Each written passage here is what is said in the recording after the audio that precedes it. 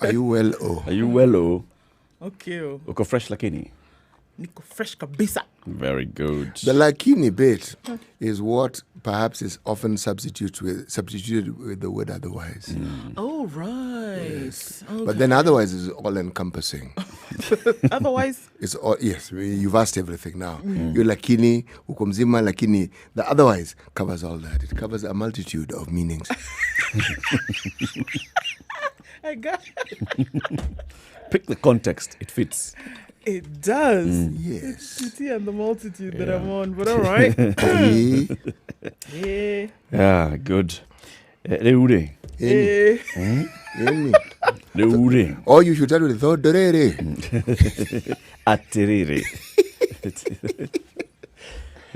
Aterere. That is me being Kenyan for you. Completely, isn't it? Dio. Yes. Dio. And it tells you also very significantly where somebody grew up. It tells you, yes, who you grew up next With Next true to- who you played with as a kid.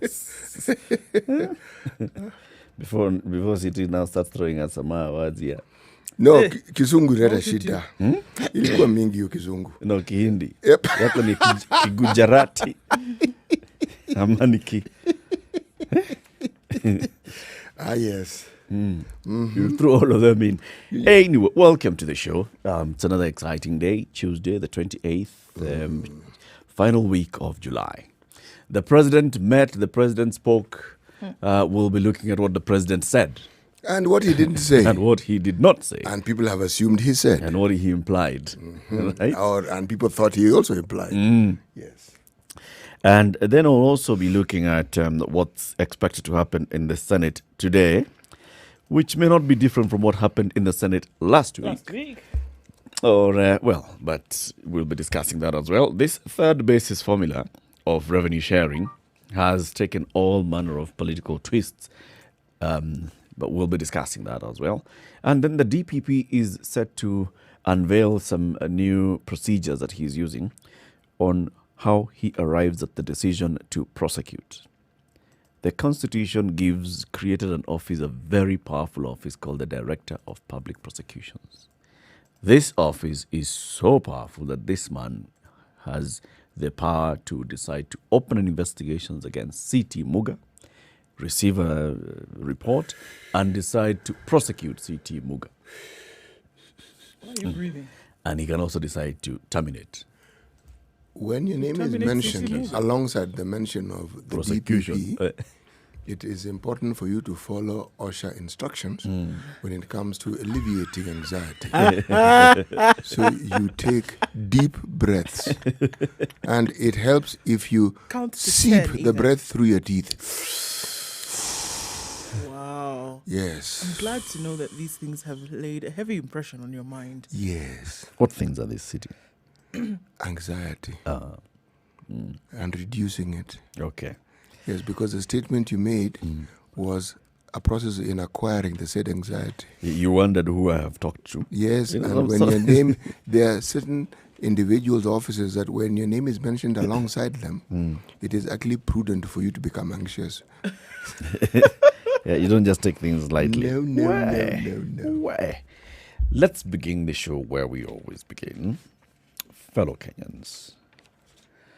Right. So, taking us to well over 17,000 cases in Kenya, 17,975, very close to 18,000 cases, with 440 tested positive yesterday out of a test load of 3,197 in the last few hours. So, this is where we are on the same day when certain announcements were made concerning the movements of Kenyans in and out, rather within the country. All right.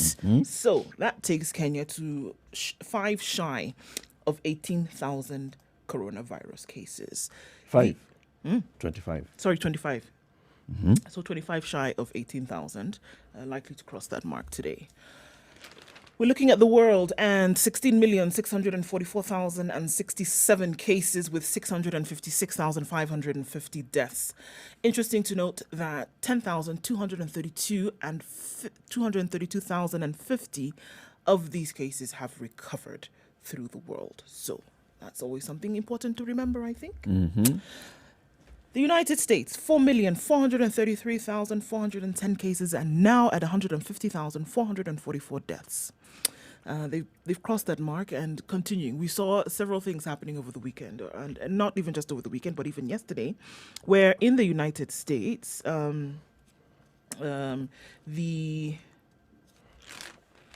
Sorry, I'm just getting that little bit of information for you. Perfect. We'll wait. We're here. You wait. It's okay. The Trump National Security Advisor has contracted COVID. And that was the news that came out yesterday. And it was breaking news all over the place. Because now the question is it possible that President Donald Trump also could be positive? And It's like some news outlets want they really really want this guy to be positive, because then there's validation and vindication for the things that they've been talking about. And over the what last makes you couple of think that weeks. he might not be? Well, there you go. I mean, now, if Robert O'Brien, I mean, he is the most senior White House aide now to contract the virus. And he's often in the presence of Donald Trump, basically goes everywhere with him. So, speculations are rife as to if O'Brien has it, then Trump could. And we Anybody understand else that may it just not have it, but Trump. but Trump. Nobody else but Trump. Anybody else who has it probably doesn't matter. Chief of staff, No, it no, doesn't no. matter, but Not Trump. important. Trump, all right. Okay. So And the common probably denominator in all those people is Trump. Trump. Okay, but he doesn't have it. Not yet. His immune system is robust. Yeah, well, let's see. Let's see. But why are they wishing him ill? Because one of the things that they've been talking about is that he's gone out in public quite often. He's called these rallies. He's not been wearing a mask. So it was all this national uproar about, all right, he's not even taking this seriously. And then when he finally did don a mask, he said, I'm doing this in the name of nationhood as opposed to protection from corona. So it was quite interesting to see that. And then, he finally wore it. But people are saying it's a little too late in the fight against COVID. Do they assume, for instance, that all the freedoms that the citizens enjoy, that their president is not subject to enjoying the same freedoms? No. Generally, the people of America know. He's Trump. He's the and then president. Humans, Trump, the president, human Americans. Yeah. Well, When people hate you, what did you say one time? about Someone who him, doesn't like you, and even if they're dancing on a stone, my friend, they'll claim even that. if you're dancing on an even surface, they will say the surface is full of stones. That's why they couldn't dance well. Yeah. People just don't like Trump, so they will look for anything. Right now, they'd want to just see. Do you know Trump what has is of been interest? Is hospitalized. if you look at the presidencies of America, believe me, there's always an interest group who doesn't like the president of the time. Yes. Yeah. There are people who detested Obama, hated him to the core. There are people who detested Bush and hated him to the core. It's just that the Trump haters, it appears, are louder. Yes. And No, then it's actually now more concerted in the media. You see, the others, media wasn't coming out as a hater of that president. No. Yes. For example, CNN, Obama. for example, you CNN can't does not lie. hide it. They don't hide it at all. It's clear from their news anchors to journalists to commentators, everybody. And I think they bring in individuals to comment, and they know that the bias is pretty against obvious, him. yes. It's obvious. It's clear. But please, let's also remember that the media in America is, among other things, not necessarily known for its lack of bias. Oh no, You know can who's on tell which side. Fox will do this. Yes. CNN will do this. If you go to print media, you know The very Post well. will write in this way. The Times will write this You way. know. Yeah. You know. Yeah. You have a clear idea of where they tend to lean. True. Now, this is democracy for you. There you go. Okay. Then you will get people who supposedly magazines that want to present the view that they are independent, like Harper's, like The Atlantic. They'll want to, because the contributors are supposed to be, should we say, bias free? If you're a human being, There's no way you'll be bias free. you'll have a leaning. Yeah. Yes. Okay, cases continue to soar in South Africa, 452,529, 7,000 deaths. We saw again now more measures, or rather tightening of things yesterday. And the numbers are continuing to rise. It's still behind Russia, about 300 and something thousand cases rather, behind Russia. But still, it's still worrying for Ramaphosa's government and the health system there, because they're really speaking about the cases that are now coming into hospital, burdening the health system, and then not having enough in terms of facilities and, space within hospitals to care for some of these folks. What went wrong in this? You want to tell me just that reopening by 3 weeks? I don't know, because look... Because South Africa had this thing. I mean, they were getting praise all over. But what were we looking at when the numbers... We did see higher numbers in South Africa than anyone else. Yes. I mean, there was a... Between Egypt and South Africa is when we started to see. But then, really, out of nowhere, the numbers in South Africa jumped.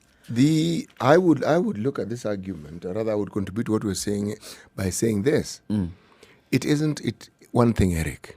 The contributory factor can be pointed towards more testing.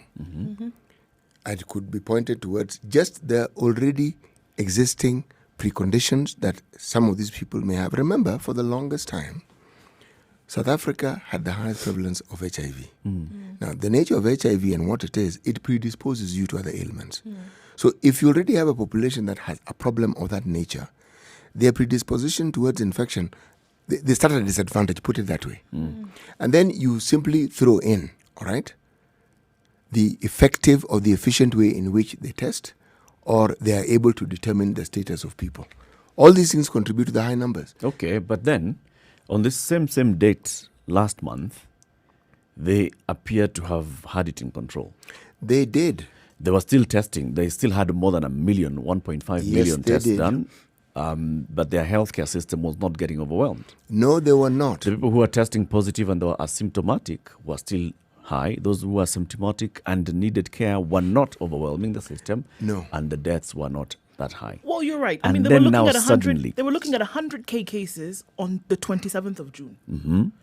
A month later, they're at 400. So they have an increase of 350,000 cases in 30 days. This is what I'm trying to say. They don't have an increase. What is being reported is the increase, but it isn't as though the infection rate wasn't there. This is what I am trying to say. Sure. Because if you test and there are no infections, you will come out negative. Absolutely. But the Yes. people that are being tested, for example, now didn't have COVID a month ago. They have You tested see, people... They only incubated, and they- the incubation period is 10 to 14 days. Which means Yeah. that in that period of time, they were infected. In the last month? No. Maybe in the last 2 weeks. The people now that, okay, like, for example... So you're saying these are people who've been retested? No. I'm saying that there are new cases that since that date where there were 100,000. So the people who are positive today, a month ago were not. Were not positive, probably. Yeah. That's why I'm asking So the yesterday, question. for example, where we saw... Had they been tested a month before? This is the question I'm asking, because for you to make that statement, it means a month ago when they were tested, they were negative. And they were tested a month later, they're now positive. Well, we know that the people who How are being long- how tested long do you are stay not the positive? same people that were tested a month ago. I'm actually not sure about Yeah. the incubation period of this. The 2-week period that they keep talking about gives the impression that that may be the incubation period, but I don't know. It's even less now, according to what they say. It's at 10 to 14 days is what they're looking at Yeah, now. because the thing It's is, even once lower. you get it, when they test you after the 10 to 14 days, you most likely now turn out negative. And in fewer cases, you'll still be positive, and then you go on for a couple of more days. But the virus will not be active in your system. So let me ask For the question. 30 days, So when for we talk instance. about the numbers of people tested, is it the number of tests performed or is it the number of people tested? It's the number of tests, Tests performed. However, this number is not testing the same people. It's not the same, yeah. It's new people that have come in. It's new transmissions. It could be repeat tests on Can on these tests patients. determine the incidences, the newness, so to speak, of the disease? I'm asking because this one actually is not one of those things where I ask because I know. I don't know. No, it's also not clear. But I think if we deduce from everything else that we've heard and WHO and the other experts are saying about the virus, is we can assume that if you tested positive for COVID-19 today, this is new in your system. Okay? That last month, 30 days ago, you probably would not have tested positive. Unless we're saying that once you test positive like HIV, it lives in your system, which is not the case with COVID. You know, it's interesting about not just the issue surrounding COVID, but the issue surrounding should we say pandemics? Yeah. There's always new information. Like now, when I was smoking in the morning, I was reading in the Standard that new research has shown that you get better results from testing saliva. So you don't have to have someone poking down your throat or your gullet or prodding and poking your nose, almost get into your brain. Saliva does the trick. But the truth is, this is what research does. It keeps opening up new frontiers and keeps giving you more information. So your decision-making process can be argued is better informed. Yeah. Yes. 18 minutes after 6. Let's take a look at the weather and then continue this conversation. Shortly, we'll be looking at the big headlines of this morning. It's Situation Room, Kenya's biggest conversation. In the room, CT Muga, Nduwoko and Eric Latif.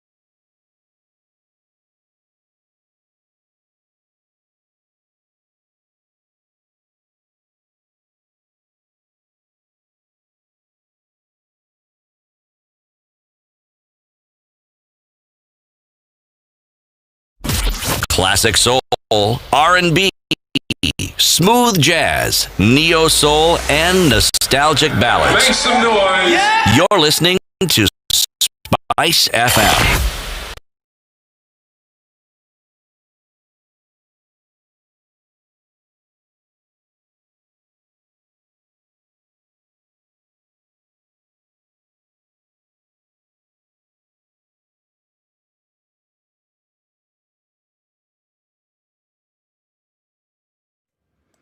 All right, Tuesday morning, let's see what the skies have in store for us today. Mostly cloudy in Nairobi at 14 degrees.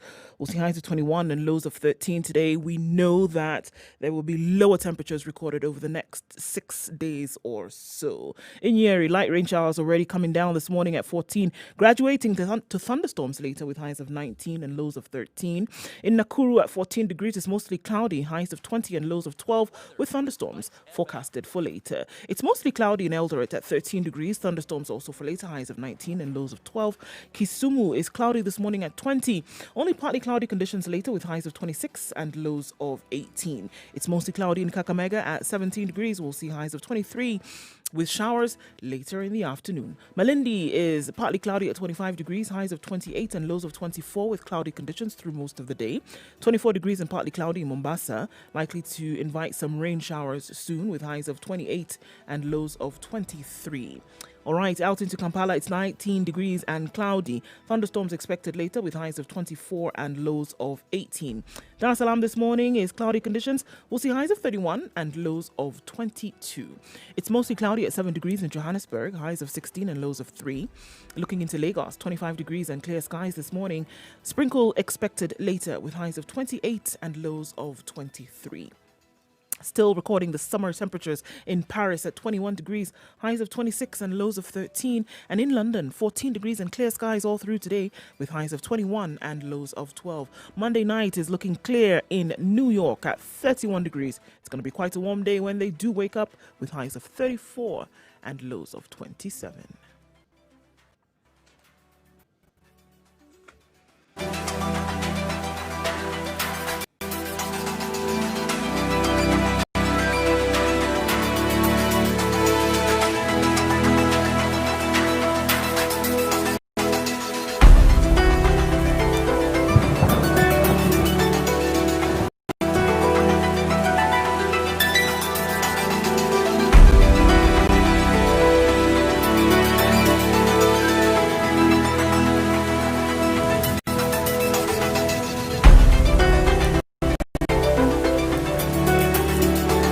It's 23 minutes after 6 o'clock. Before we get today's program, what's the news from Uganda?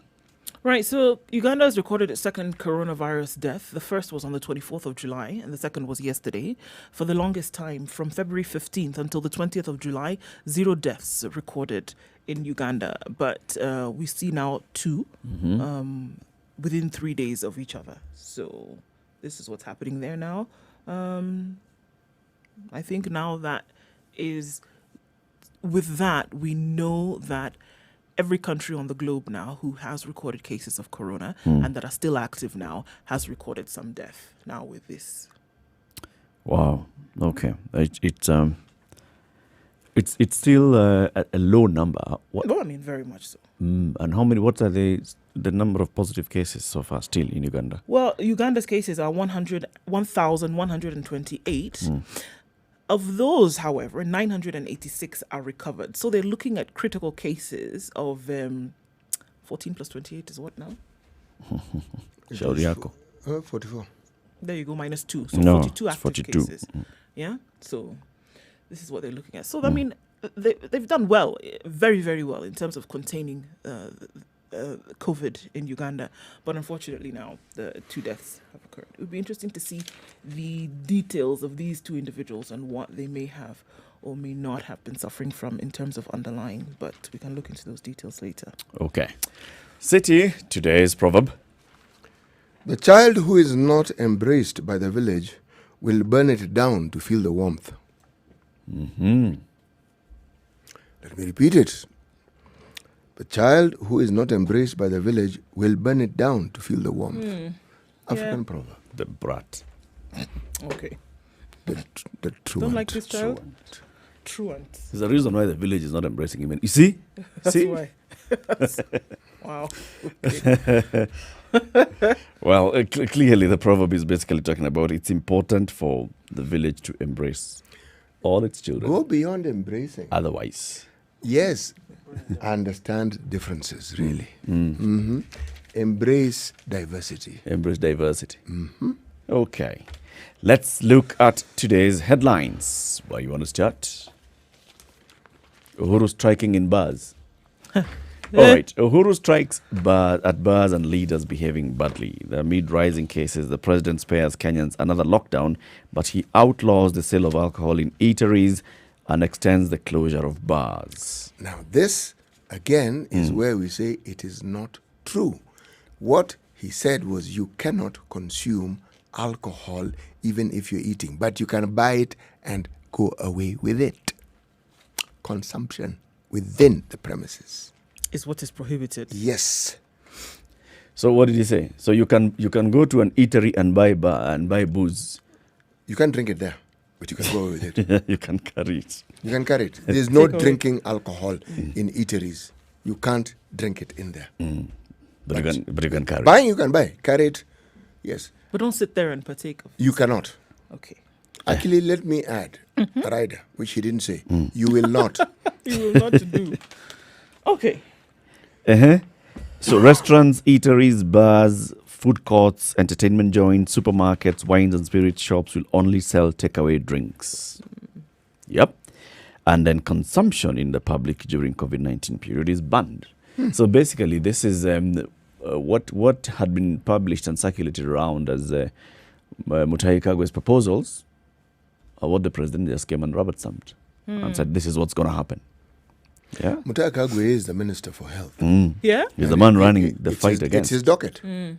And finally, if you're talking about a final decision that has to be made Yep. from a health perspective, it lies with him. Yes. Yes.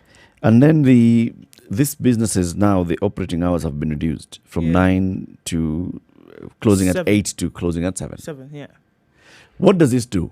Why is it that we're seeing there was a lot of backlash from what we call members of the public, a section of members of the public over this, the sale of alcohol?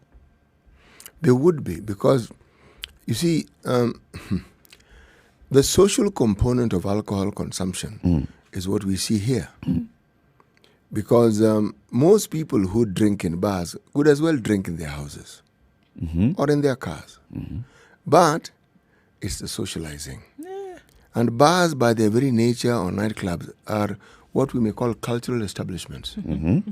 Yes, where people intermingle culturally. Yep. Yes. And they enjoy themselves. That's the general idea. The drinking from home also has these other implications. And people like Nakada and other organizations and individuals have raised concern because this is likely to introduce children to alcohol consumption and drug abuse. It's likely to contribute to domestic violence and child abuse. It's linked to developing addiction and dependency and noise and destruction in neighborhoods. Okay. I don't think these are new things. And I don't think they're things that are going to come about as a result of COVID.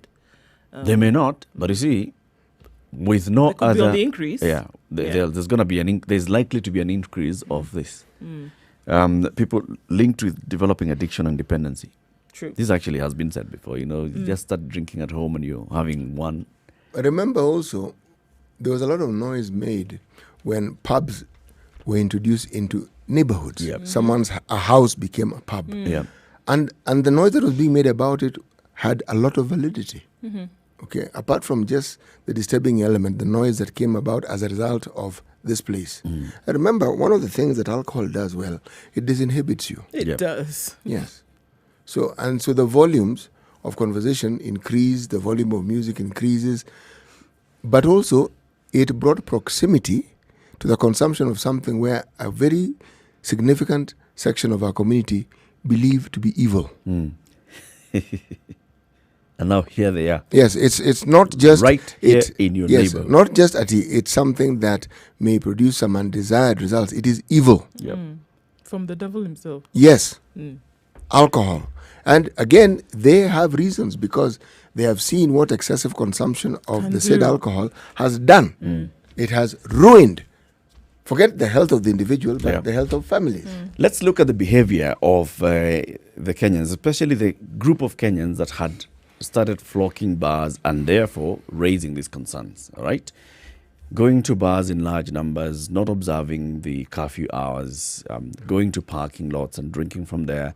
So these are the same people that you're saying you no longer have access to the restaurants.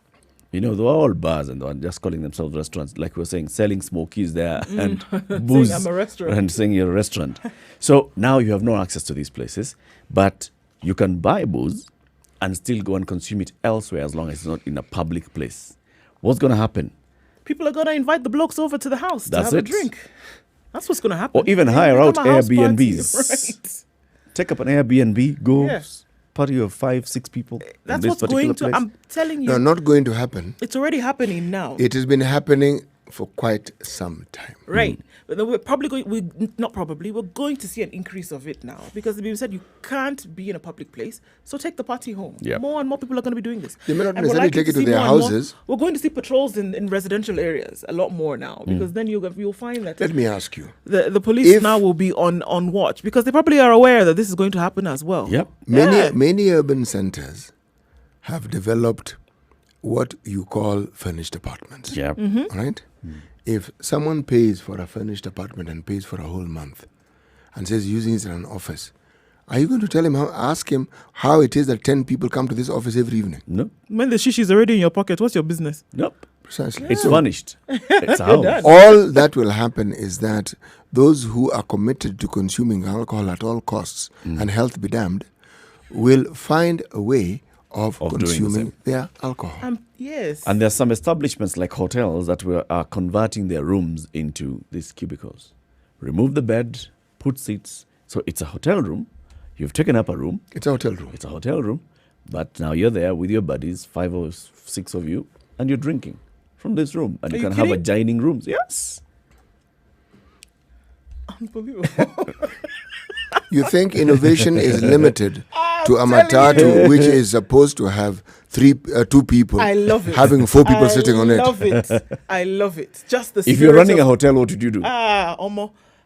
If you're running a hotel. Creativity and innovation. Yeah. I love it. Yes, sir. telling you. Provide a Let me just conducive put caveat environment. emptor. I didn't say that I'm advocating for it. I just said it's brilliant in terms of an idea. Nice. 27 minutes to 7. Let's take a look at the traffic. What's happening on the roads? We continue with the conversation. Good morning.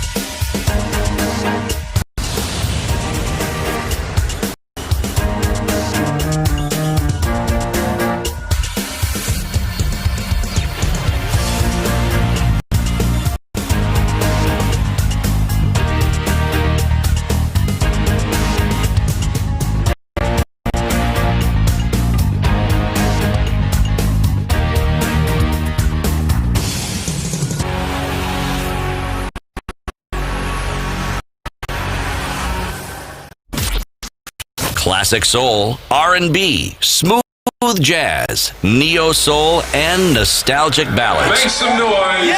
You're listening to Spice FM.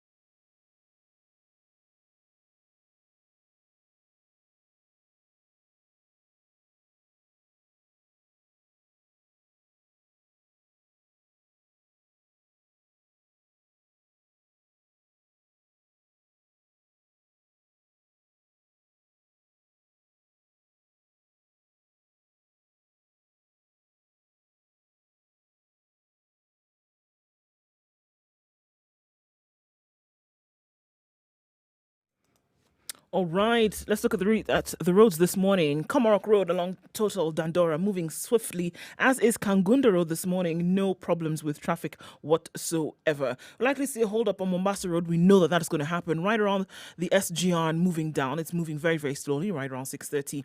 We'll see how that opens up later on in the day. Coming into the CBD from Thika Road also is looking very good right about now. There was a terrible accident along Mombasa Road yesterday. So, we want to use that to say this morning, let's not do that again. We also had a fatal accident on Mombasa Road yesterday. So, guys, as you're approaching these areas, please, just take it easy as much as we can. All right, so looking into the CBD, not much happening so far. So good. It didn't take you too long to get in or out from wherever direction you're coming in. The eastern and southern bypass is open for use. We don't have much traffic there. Hopefully, it'll be a good Tuesday. Let's keep an eye and see what it looks like in a short while. You also help us keep an eye and let us know what you see. Spice FM KE on Twitter.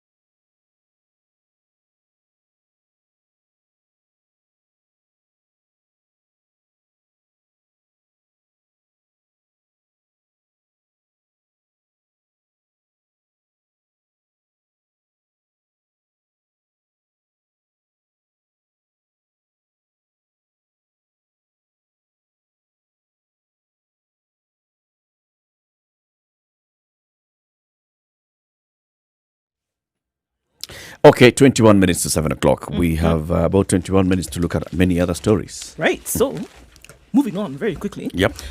Night of terror put police on the spot. 7 people are nursing injuries they claim were inflicted on them by officers and local administrators. Residents of Kocholwo location in Keio South Sub-County, Elgeyo Marakwet County, were living in fear following increased cases of police brutality that have seen 7 people sustain serious injuries. In the past 2 weeks, officers from Kocholwo Police Station, or rather police post, in collaboration with assistant chiefs from Molol and Kapkosom sub-locations, have been unleashing untold suffering to residents. But what is disturbing residents more is the night raids carried out by officers. They claim the officers break into homes and senselessly beat up those who they come across. Shalene Chepkemoy recalls how officers, together with administrators, broke into their home around 3 a.m. and arrested her after a thorough beating.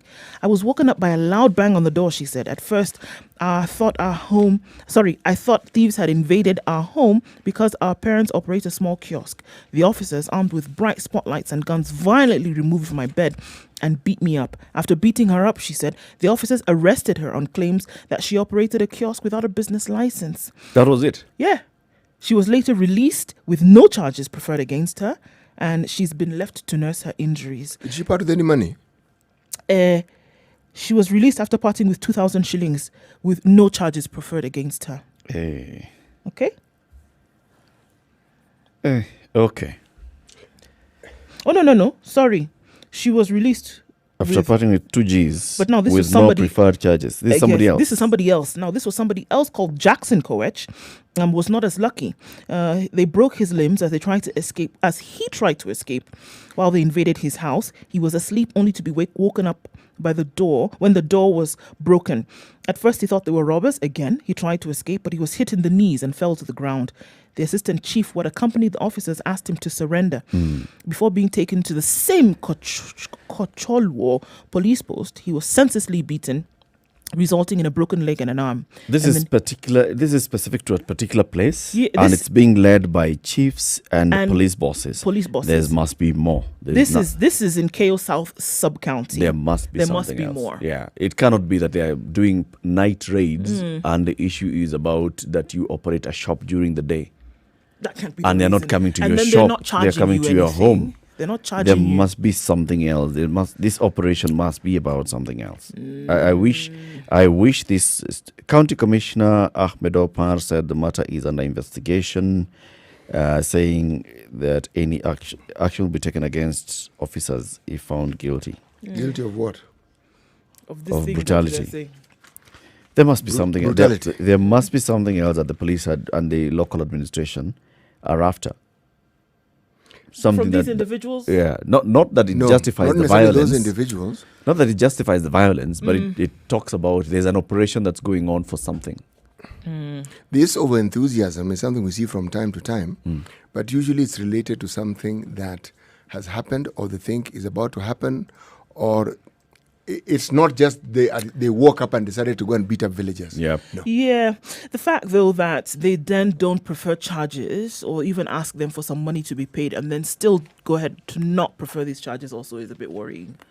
Yeah. There's a side to this story that Think we're not about seeing. it. If they take you in and you give them the information they wanted, should we say you have helped with the investigations? They let you go. Yeah. Well, you give them something as well. As we still speak about the police, in Isli and Madare, residents are demanding the return of a police officer who was loved and hated. In equal measure? Yes, in equal measure. Sergeant Ahmed Rashid, they want him returned. Rashid is loved and hated in equal measure in the 2 areas in connection with the various security operations that he has led over the years. He's famed for containing crime. Now they're saying that since he was transferred, the crime levels are rising again. Isn't it perhaps because people had complained and taken the matter upwards? Yep. And they said they don't want this guy, so he was removed. He was removed. Transferred. Now they're blowing. Is it hot or is it cold again? This one is Yep. it's hot. Yep. His colleagues at Pangani police station are also defending him, but they declined to confirm whether Rashid had indeed been transferred or he was on leave, only hinting that he was not at the station. The residents are lamenting some security groups have demonized them without caring. No, these are police. Security groups are demonizing them without caring about safety of police officers who are sometimes forced to confront armed criminals. All right. Okay. When it comes to police, there's one issue or the if it ain't one thing, it's the other. It is. Yeah, it's the one thing is the other. We're going to be discussing what's going to happen in the Senate today. That's the headline of both the Nation and the Standard, right? Mm-hmm. The Nation headlines reads. The Nation headline reads: Raila to the rescue as Uhuru reins in troops. Unlocking the stalemate. Move by the ODM chief and Wiper leader Kalonzo Musyoka gives hope of a solution as senators vote on the revenue sharing formula today.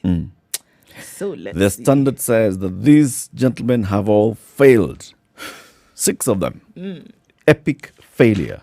Senate teeters on the brink of another epic fail on county revenue sharing formula.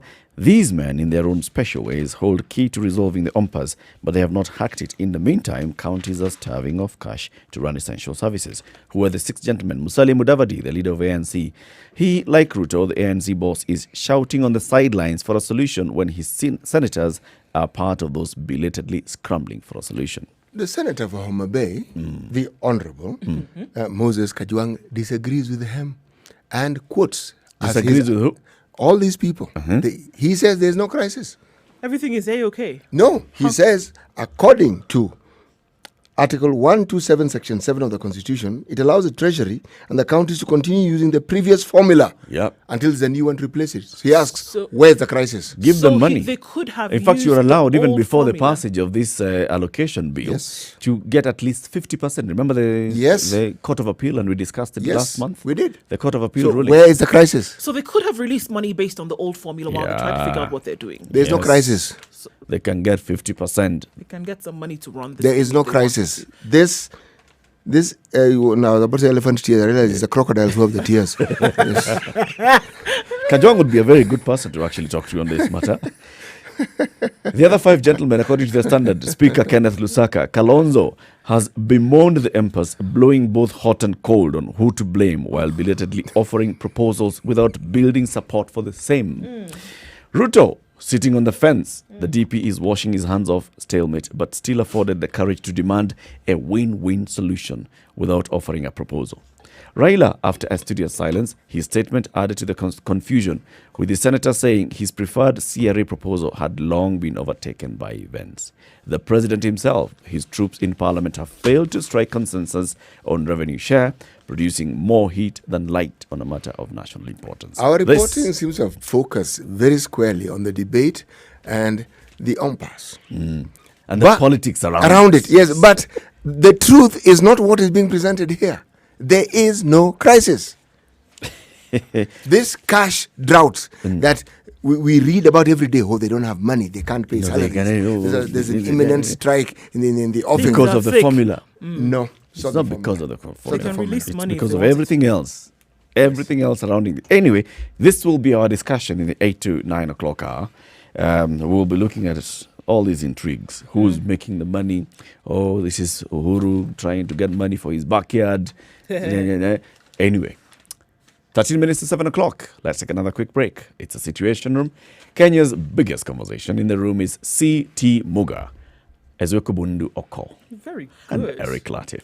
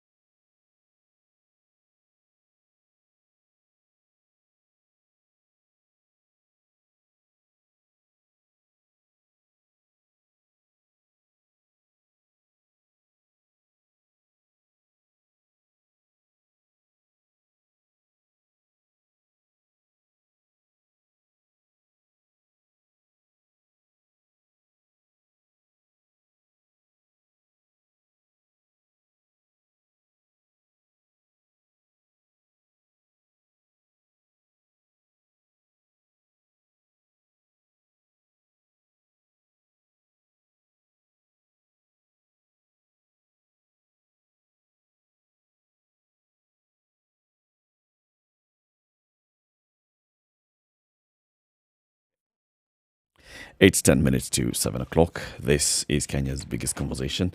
Big stories today. Yeah. Okay, so former PS risks fine or jail over 63 billion shilling health equipment. Kasachun, I really like that name. I don't know why, but okay. Former Health Principal Secretary Khadija Kasachun risks being fined 200,000 shillings or being jailed for 6 months for failing to provide documents relating to the 63 billion shilling management equipment services project. Dr. Kasachun, who yesterday appeared before the Senate ad hoc committee probing the mess scandal, failed for the second time to provide satisfactory answers to questions on the project.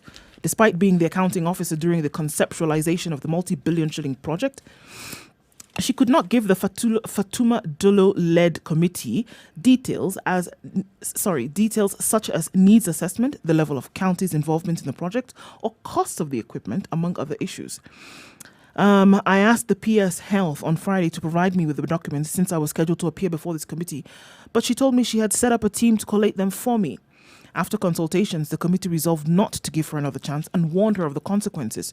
It is an offence, and I quote, to fail to give a parliamentary committee evidence as required. You can actually be imprisoned for 6 months or pay a fine of 200,000 shillings or both, she was warned. You were in a senior position and played a big role, especially in the government, in the procurement. And when we write a report, it might implicate you. Actually, what's her excuse for not providing the... She was not given by the Ministry of Health. And she was PS in the Ministry of Health. The CS asked for this information. Didn't you just tell us the other day? I did. Yes. Dr. Mailu asked for this information. He is the head of the Ministry of Health. When the same Senate, not this particular, the same individual, but the Senate called him to answer questions, he said, excuse me. I asked for the same. They refused to give me. And I did not get. Why don't they just tell us who she was said behind she asked the current MES? She asked the current PS. Because now she's no longer in there. She's no longer there. Right. She asked the current PS, and the current PS told her that she was sorting all of that out, and she had formed a team to collate this information. But she didn't receive it. Mind you, this is the second time that she has not presented this information. Remember, she was actually PS, and in a position to get this information she's now seeking because she was PS. She should have had it. Yes, but even at that point in time, did she make this information available? The answer is no. No. The answer is no. Who's Bungoma behind Senator this? Moses Wetangula, the committee's vice chairperson, said Dr. Kasachun's conduct was an indication of what transpired during the procurement of the equipment. This procurement did not take place when Mailu was CS. No. No, it took place when one Mr. James Macharia Was yes. was CS. Yes. Why are they not asking? And the current Lands PS was PS. Yes, one Mr. Dr. Muraguri. Yeah. Why don't they call those people and ask And them? ask them too what is going on. I guess maybe that's the direction they're heading to. Well, let's see. Because those fellows are still within the Going country. up the ladder. Well, let's wait and see. This one is nice. Maybe then, though, that the threat that was then leveled yesterday will get somebody somewhere to sit up. And provide That's this just hot information. air. No? No. I don't even feel threatened myself on her behalf. Oh, I really? mean, like, so that she risked what? 200K. Okay. All right. Courts themselves have warned CSs and PSs that they risk jailing for contempt of court, and they don't get jailed. Have you seen one being jailed? No. Nothing. Okay. Arrested? Okay. Here is another story. PS. The Kenya Agricultural, Livestock and Research Organization, KALRO, is developing a scheme to promote donkeys' natural breeding. This because there has been a failure of assisted reproductive technology for donkeys. Now, we discussed this a couple of months back about the looming crisis that we have with the donkeys in the country. In fact, it led to a point where the government outlawed the export of donkey meat. Yes. Because this was what happened. So we have now donkeys are classified as meat, as edible meat, food item, and we allowed the establishment of a couple of establishments that could, slaughter and process the donkey meat. Because of that, we saw a lot of donkeys now ending up in these slaughterhouses. And we are facing a huge shortage donkey population dropped from about 1.8 million donkeys to less than 600,000 donkeys in the country. And now, because of that, the researchers at Cairo decided, all right, so we need to boost our population of donkeys. They came up with AI, just like we do with the other livestock. This has failed. Donkeys, AI, no. It has to be natural. They don't like it? They don't like it. They don't like AI. Assisted reproductive technologies in donkeys have not worked, and the initiative is exploring ways of breeding donkeys through natural methods in a more structured ways. Donkeys are hard breeders, and they are prone to abortion. Their gestation period takes longer than a year. This is according to Dr. Samuel Mbuku of Cairo. Cairo will implement the program in partnership with Brook East Africa, and they say the dwindling population and the rising demand for donkey skins calls for an urgent need to breed donkeys, which is pretty obvious. They first started the initiative by assessing the status of donkeys in the country, looking at the population, the offtake rates, and other aspects such as theft. They also explored the challenges of breeding donkeys, which are poor breeders. They are currently developing structures to aid community-based breeding schemes. Have donkeys just suddenly become poor breeders, or have they always been poor breeders? They've always been poor breeders, but because there was no high demand for skin But and how meat, did they arrive at this particular understanding that the donkeys are poor breeders? Because one, all over this country, we've had donkeys for the longest time. yeah. As a child, I remember I've been seeing donkeys literally. You see all my donkeys life. everywhere. You go to any part of this country, you saw You see donkeys. There are places you see more donkeys than other places, Yeah. but you see them all I the thought you were time. going to Yeah. say you see more donkeys than people. No. But okay. There are places that you will see donkeys. I haven't more had that donkeys than experience people. yet. No? Yes. Okay. But you see, what you were seeing earlier, City, is there was no offtake for donkeys. Yes. Donkeys would live their natural life. Yes. Well, they die because of the kind of labor that they put into. Yeah. But no slaughter of donkeys. Nobody in the country ate donkeys. And nobody in the country had any use for donkey skin. Yeah. Suddenly, didn't. there's this market. So now you are off-taking donkeys more than they're breeding. You never noticed that they actually Had breeding problems. had breeding problems. But this is what I'm actually questioning, because for the longest time, donkeys were mistreated. Yep. Yeah. Literally mistreated. When one talks about them being a beast Beast of burden, burden. they were not managed well. Donkeys, by and large, when you came across them, looked tired, haggard, skin had weathered, Finished. fur on it had Matted. yeah, exactly. Yep. So they were not well looked after. Of all the species of animals that we've domesticated, you don't hear of this. Do you hear of cows having a problem breeding? Has that story come out? No. No. So I Also, hear the you saying gestation that if they period would is be lower. This one is a year. It is Can't true. imagine gestating for a It is true, but also bear in mind that the amount of research that has been done on reproductive capacities of cows and so forth, plenty. Yep. And then AI worked. Yes, Now, in this particular case, AI not but they've working. only just started. This is the whole point. Why I mentioned cattle is because it's something that has been done for a long period of time. So they figured it out. With the donkeys, when they do this over a period of time, they will also figure it out. So it Yeah, also but what applies the- to donkeys when you say keep trying, don't give up. Yep. I'm simply saying that this is information we're receiving now, because donkeys have suddenly featured as being important beyond carrying whatever it is that they carry and being mistreated. And they're facing extinction. They are facing extinction. Yes. So good work by the researchers. I'm sure they'll continue exploring ways of artificial assisted reproduction as they come up with ways of helping natural reproduction as well. Coming up to the top of the hour, Siti Muga, you'll tell us today's proverb when we begin the hour, because we'll also now be having the KTN home audience as well. This is a Situation Room. It's Kenya's biggest conversation. Remember, we are live streaming as we always do these shows. Spice FM KE, Facebook, YouTube and Twitter, and www.spicefm.co.ke, as well as broadcasting Nairobi, Mombasa, Kisumu, Nakuru, Eldoret, Nyeri and Malindi. Good morning, 7 o'clock.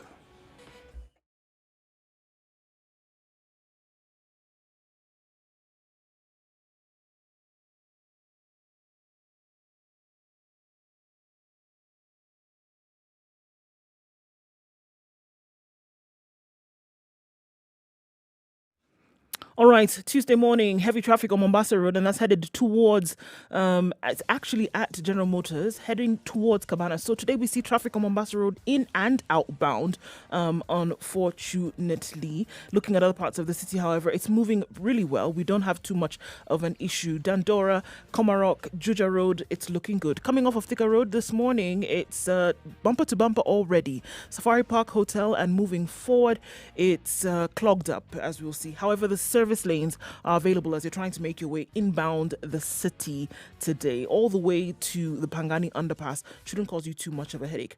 Look at Westlands right around the Red Hill bypass. You can use that as an option, but probably not necessary right around now, because traffic is flowing very smoothly all the way to the roundabout and then into the CBD. We'll take a look in a short while in terms of how it looks. Let us know also what you see.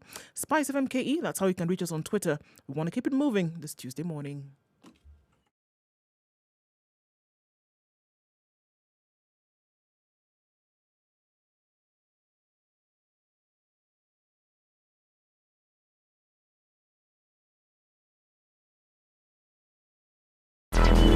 Traffic.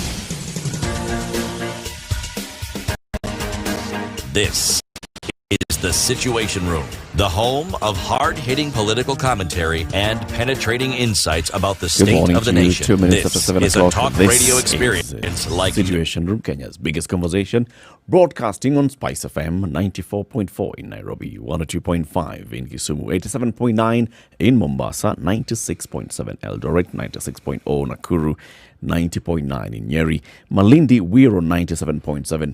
And for this hour, up to 9 o'clock, we're also on KTN Home. Welcome to our audience on KTN Home. Let's begin with today's proverb by C.T. Muga. This is an African proverb. The child who is not embraced by the village will burn it down to feel the warmth. Not cryptic. Well, not very cryptic. Not very. Child who's not embraced by the village will burn it down to feel the warmth. Yes. You'll explain this in detail. In detail. As we continue. And in the due show. course. Very good. Now, today, this morning, the Office of the Director of Public Prosecutions is going to be hosting an event, which is the launch of Guidelines on Decision to Charge 2019 and Case Management System. The decision to charge. Now, remember, the Office of the Director of Public Prosecutions is a constitutional office that was basically removed from or hived off from the state law office, the Office of the Attorney General. Because initially, the powers to prosecute were vested in the Attorney General. Now, that was removed from that, and we created an independent Office of the Director of Public Prosecutions who shall receive instructions from nobody, who shall have sole discretion on what happens when it comes to prosecutions, especially of a criminal nature. And the DPP also has powers actually to even order for investigations, asking the DCI or the Inspector General of Police to commence an investigation on a matter that has come to his attention. And after he receives the report, he makes the determination whether this is sufficient to prosecute or not. And during the entire process is independent. Now, that decision to prosecute, as you can imagine, is not an easy one. I mean, it's a heavy burden or heavy responsibility, not burden, heavy responsibility that has been bestowed on this office. How does the DPP make a decision? How do the investigating agencies understand the reason why the DPP chose to agree with their recommendation to prosecute or reject the recommendation to prosecute? Well, the talk I'm thinking, so what sort of individuals would populate this particular department of government? What sort of qualifications must they have? what understanding of the law must they have? What backgrounds beyond just the understanding of the law must they also have? Mm-hmm. Because as you say, this is not a simple thing that they've been asked to undertake. It's not a small office. No, it isn't. It is very, very important. In fact, the word burden that you sort of like use and then withdrew is it shouldn't be withdrawn. It's a burdensome office. I was withdrawing the word burden because it feels negative. It's a negative connotation. Yeah, like it's more than you can bear, right? So I said, let's call it responsibility. It is a heavy responsibility. Very heavy responsibility. Yes. So this morning that they are reviewing now 2019 and 2020 procedures on how the decision to prosecute shall be taken by the Office of the Director of Public Prosecutions. Of course, it's an office. So it's not just the DPP. Even the people who work under the DPP, some of them are senior enough to go ahead and recommend prosecution. Of course, the DPP maybe has to okay in the very end in some cases, but then we need to understand all this. So we're joined by somebody who's a senior assistant director of public prosecutions in the ODPP. This is Victor Mule. Good morning, Victor. Yes, good morning. Welcome to the Situation Room.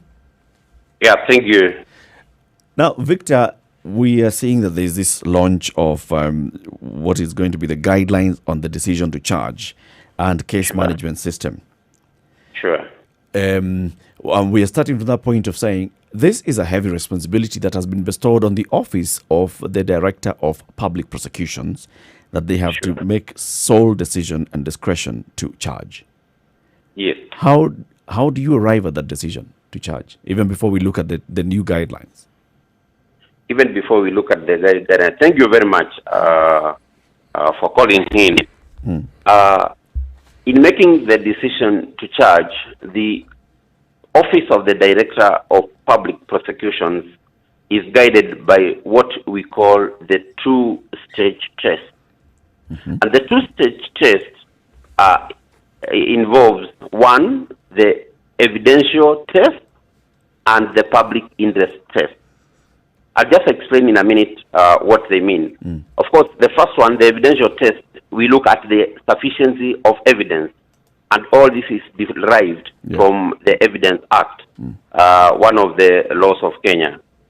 And there are 6 considerations which a prosecutor makes. Once we receive a file from an investigation file, agency, either the police, the Ethics and Anti-Corruption Commission, KRI, we take into account 6 aspects. The first one is admissibility. Is the evidence admissible?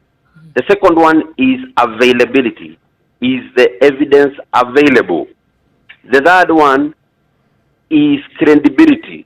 Is the witness credible? The fourth one is relevance. Is the evidence relevant to this case? Remember, all cases, all offenses have got essential ingredients which the prosecutor must prove before a court of law, so that the court can find the suspect guilty or not guilty. So the evidence must be relevant to the particular offense. And then the last one is the strength of rebuttal evidence.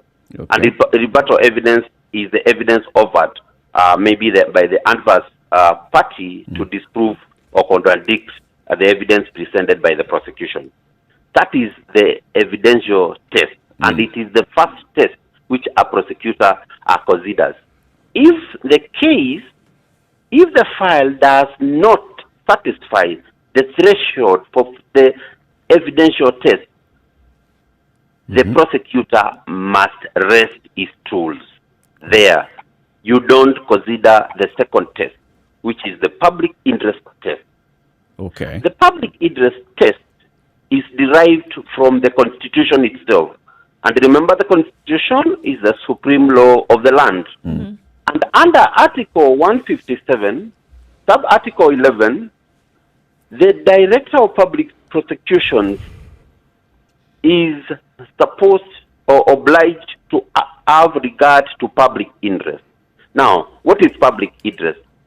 Public interest is what is good for the common public. And And I want to distinguish this with what interests the public. It is not what interests the public. It is what is in public interest. What is good for the common it is not what is trending. Yeah, it's not what is trending. You would find people maybe holding demonstrations telling the DPP, charge this person with this offense. People will trade in social media, do this. No. That is interesting to the public. It might not be in public interest. Public interest is what is in the common for the public. And there are 7 considerations under public interest. I will just go through them very fast. The culpability of the suspect. How culpable is it? What is the level of involvement? The second one is the impact or the harm to the victim. You know, all crimes have got a victim. It could be a member of the public or even the government itself. Yeah. So what is the impact to the victim or the community? What is the status of the victim? Then the suspect's age at the time of the offense. These are some of the things we consider. If it's a child, for instance, do you want to a child offender do you want to rehabilitate him, or do you want to maybe incarcerate him in prison or some other remand where you will never benefit as a child? Yeah. And then the impact, public interest, the impact on the community, the impact of the offense, and the greater the impact, the more likely that a prosecution will be mounted by the office of the DPP. And whether there is a proportionate response, whether prosecution is the best. If prosecution is the best, remember we have alternatives to prosecution. And one of them, we call it diversion. Maybe later in the show you will ask me about diversion. And then maybe you plea bargain. You could also do asset forfeiture or recovery and say that is sufficient and the like. And then we also consider whether the sources of information require protecting in public interest. So those are the main considerations. But as I said, the key word is you start with the evidential test, and if you are satisfied that the 6 tenets of the evidential test are been accomplished, now you go to the public interest test. But if you don't satisfy the evidential test, you rest your tools, and the file is closed at that stage. Irrespective of public interest. Irrespective of public interest. If you don't satisfy, remember, you cannot go to court just to please the public. And if you go to court, the court will be bound by the law, and the law is you prove the case beyond a reasonable doubt. Okay. So, Victor, who's involved in this process then? I just want to look at one specific thing that you spoke about just a few minutes ago, where you talk about then deciding whether you want to prosecute, if your intention is to incarcerate, along those lines. How many people are involved in this process, or is it the investigating officer who then uses, his points of prerogative to say, all right, this, or his or her points of prerogative to say, this is what I'm going to do? How many people are involved in this process before you reach a decision that now comes out into the public? In Kenya, currently, we have 129 court stations. Each court station has got a prosecutor who has delegated powers from the Director of Public Prosecutions to make the decision to charge. But I will add this. There are some cases which only the Director of Public Prosecutions can give consent. Okay. For instance, anti-corruption cases. It has to be the Director of Public himself who makes the decision to prosecute. Of course, you know the structure of the office of the DPP, and the level of making decisions starts from the DPP, its deputies, and downwards that way. So, in short, for petty cases, the police will go with the file in the morning before the duty prosecutor in the 129 court stations. They will present the file. The prosecutor will study the file, analyze the evidence, and apply the two tests, starting with the evidential test. If there is sufficient evidence, the charge will be registered, and then it will go through the trial process, the judicial process. And now, this is the same process across all 129 courts? All the 29 courts. But I want to put a rider. There are some complex cases which have to be compiled by the investigating agency, that is the Directorate of Criminal Investigation, Ethics and Anti-Corruption Commission, KRI. Then they compile the evidence, present it to the DPP. The DPP will allocate a senior prosecutor or a team of prosecutors to study and analyze the evidence and make a legal brief. They will prepare a legal brief for the Director of Public Prosecutions, and they will still apply the two tests, whether the evidence is sufficient, reliable, and whether there is a prospect of a conviction. Once they prepare that brief, the brief now and again looks at their brief, their opinion, their legal opinion, and now makes the final decision. You know, and this, yes. What you're saying is truly informative. I actually feel that my understanding of the law is increasing in leaps and bounds. Let me just ask this question. The training that people in your position have and those who are in the judicial system have, at some point are similar, are they not? They are similar. Yes. All prosecutors are professional advocates. Yes. Now, and all judicial officers are professional advocates. Yes. So how then is it, with all these procedures and all these wherefores that we have, how then do we hear of situations where a case goes to court and we're told there was insufficient evidence? Now, you see, when the evidence is compiled, it goes to court. And once it is presented before court, there are very many factors. When during investigation, you'll find that we have obtained documents, we have recorded statements from witnesses. Now, when we go to court, some of the witnesses may not come. That is one. We might go to court, we present a document, it could be maybe a secondary evidence, that is a copy, it may not be admissible for one reason or the other. And then the other factor, there could be evidence which was in possession of the accused persons, which now, what I called under the the strength of rebuttal evidence. Evidence might be produced by the suspect, but the defense to contradict the evidence adduced by the prosecution. And also, we have situations, and that is what the DPP is fighting. Situations whereby witnesses are influenced by persons in authority. And that's what the DPP is fighting. To change their statements. Pardon? Their influence to do what? To change their statements? Yeah, to change their evidence, either not to come to court. The evidence might even disappear because these people have been allowed access to their offices. They might influence witnesses or even make evidence disappear or some other undue influence on the prosecution. Yeah. So there are very many factors why a case might not go through. We'll come back to the big cases. I want to go back to what you called the petty crimes. And these are the ones that an investigator goes to court, presents the evidence to the prosecutor in a court station, one of the 129 court stations countrywide. Yes. And here, as I understand it, it's also in the discretion of this prosecutor to decide whether it meets the thresholds, evidentiary and public interest. Yes.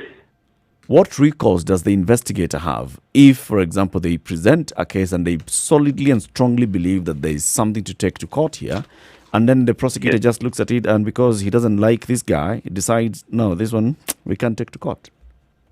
Thank you very much for that question. The guidelines we are launching today have got a provision for conflict resolution. If the investigator feels that the decision made by the duty prosecutor is not the correct one, he has a recourse to the immediate supervisor of that particular prosecutor. In all the 129 stations, we have senior prosecutors who are in charge of the station. Mm-hmm. I will take, for example, I'll give you Makadara. Okay. You know Makadara? Yep. And Kibera. Yep. There is a duty prosecutor who is not necessarily the head of the station. If the investigating officer is not satisfied with the decision, he can go to the supervisor. Mm-hmm. If again the supervisor makes a decision which the investigating officer is not satisfied, the investigating officer now, through the investigating agency, the end of the investigating agency, say the DCI, that is the Directorate of Criminal Investigation, can now write to the Director of Public Prosecution to say, we investigated this case, we took it to court, it was rejected for these reasons. Yep. In our opinion, we think there is evidence. And now the case, the Director of Public Prosecution again will allocate the file to a senior prosecutor within the office of the DPP, again do a legal brief to the DPP, and a decision will be made. What about So in instances? Yes. That's coming from one way to the other, where the investigator believes that they have a case and then the prosecutor does not agree with them. How about in the other way around, where the prosecutor is looking at what has been presented before them and they can clearly see that this does not meet the threshold, and yet just by looking at it you can see this is because of the shoddy investigations that have been done? Yes, we still have such instances, and what we do is we communicate in writing to the investigating agency, to the head of the investigating agency. It could be the KRI, ESCC. We communicate in writing and point out, thankfully, the points which are outstanding, which must be covered, and if there are any other measures which should be taken in the interim before these outstanding areas are covered, we mention them in writing. And even if you look at the Constitution, it says the office of the DPP or the Director of Public Prosecution shall communicate in writing, communicate such communication in writing. So if the prosecutor thinks there is evidence, or evidence can be obtained through further investigations, we do it in writing and recommend further investigation. And then we also recommend if there are any interim measures to be taken, maybe like you give the suspect police bond or such like measures. We'll continue with this conversation shortly. We are speaking with Victor Mule. He is a Senior Assistant Director of Public Prosecutions in the Office of the DPP. This morning, the ODPP is launching guidelines on decision to charge 2019 and a case management system. We still want to understand the processes that the DPP goes through in taking a case to court and managing that case through its life in the judicial process. And this is what Victor Mule is basically explaining to us this morning. It's a situation room, Kenya's biggest conversation. We'll be coming back and also looking at the various aspects of human rights. For example, if you feel that the DPP has taken your case to court and you feel that your human rights have been violated or you're not getting a right to fair trial, what do you do? What recourse do you have? I mean, by that time, maybe the DPP has issued a statement, and we've seen people complaining sometimes.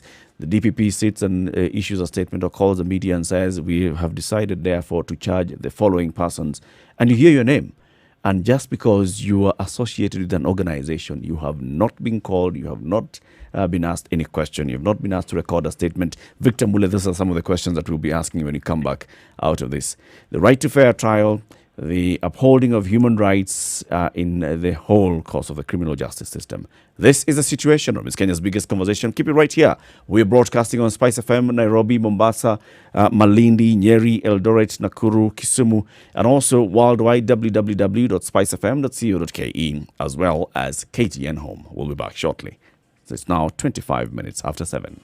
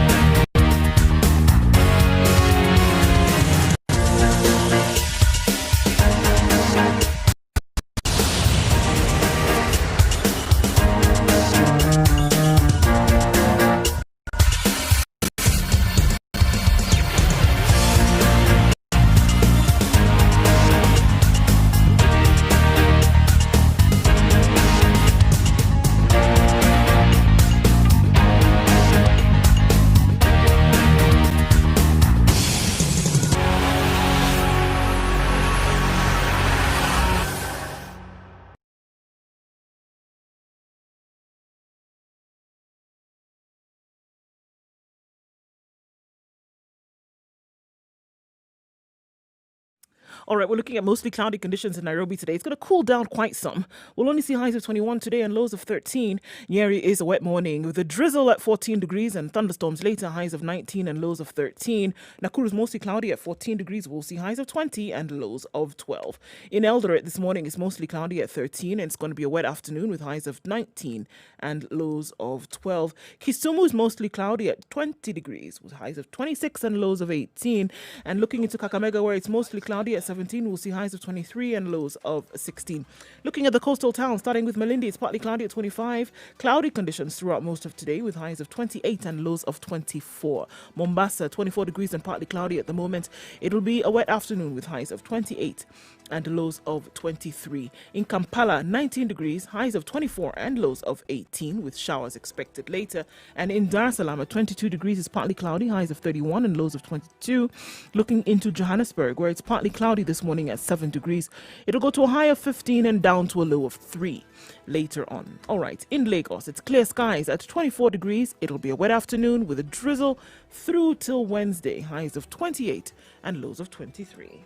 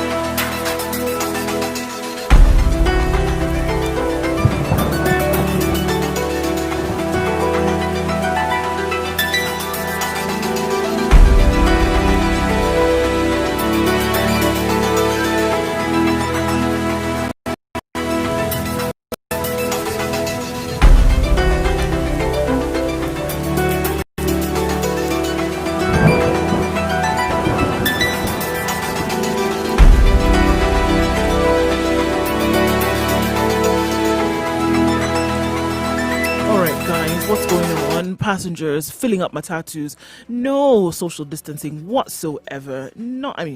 So this is what we see on different routes this morning from Mombasa Road to the CBD. Langata Road, people are complaining as well, and also coming then down from Westlands. It's for our own good. I gotta say that now. So matatus are full to the brim and still being charged the higher fares. So let's just be careful, guys. It's necessary. Be the one who doesn't fill the matatu or be the one who gets out. Okay.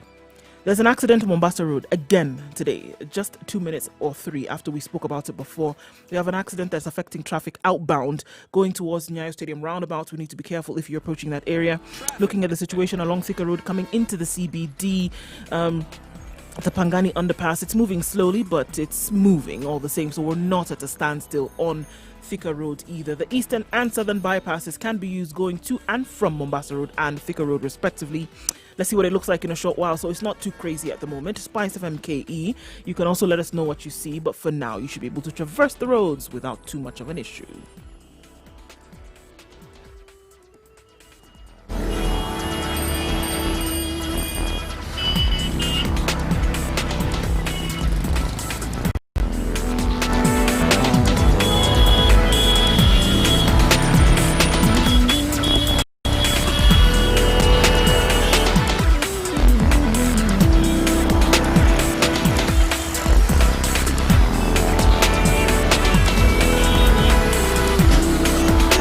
Past 7.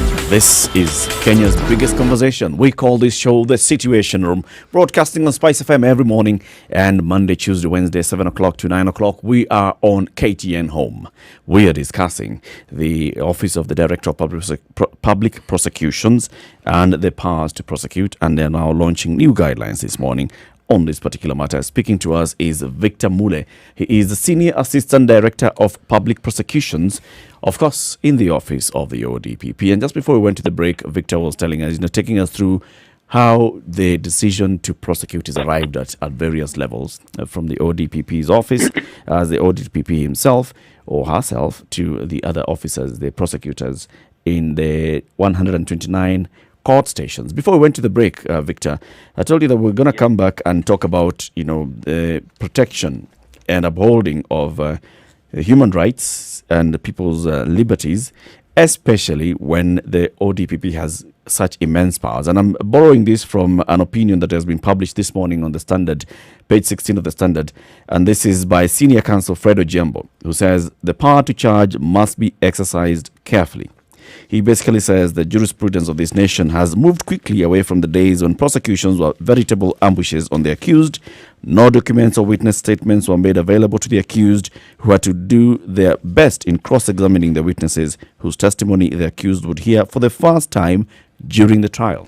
This happened before. This is what used to happen before. Truth must be told, however, that the morphing of the role of prosecutor in today's criminal justice environment makes it difficult for the law enforcers negotiating the dynamics of criminal justice in the multifaceted role of the prosecutor is not an easy task, particularly for young or new prosecutors. It's possible for them to be immersed in a miasma of confusion and fall into error, which may lead to grave injustice. How do you cushion against arriving at just such injustices? Well, let me start by saying that the office of the DPP takes the issue of respect for the constitutional rights and freedoms which are guaranteed under the Constitution very seriously. Mm-hmm. And as a public office, of course, under the national values and principles of governance and Article 10 of the Constitution, we are bound to respect human rights. And in the guidelines which we are lodging this morning, we have stressed throughout the guidelines the issue of adhering to human rights.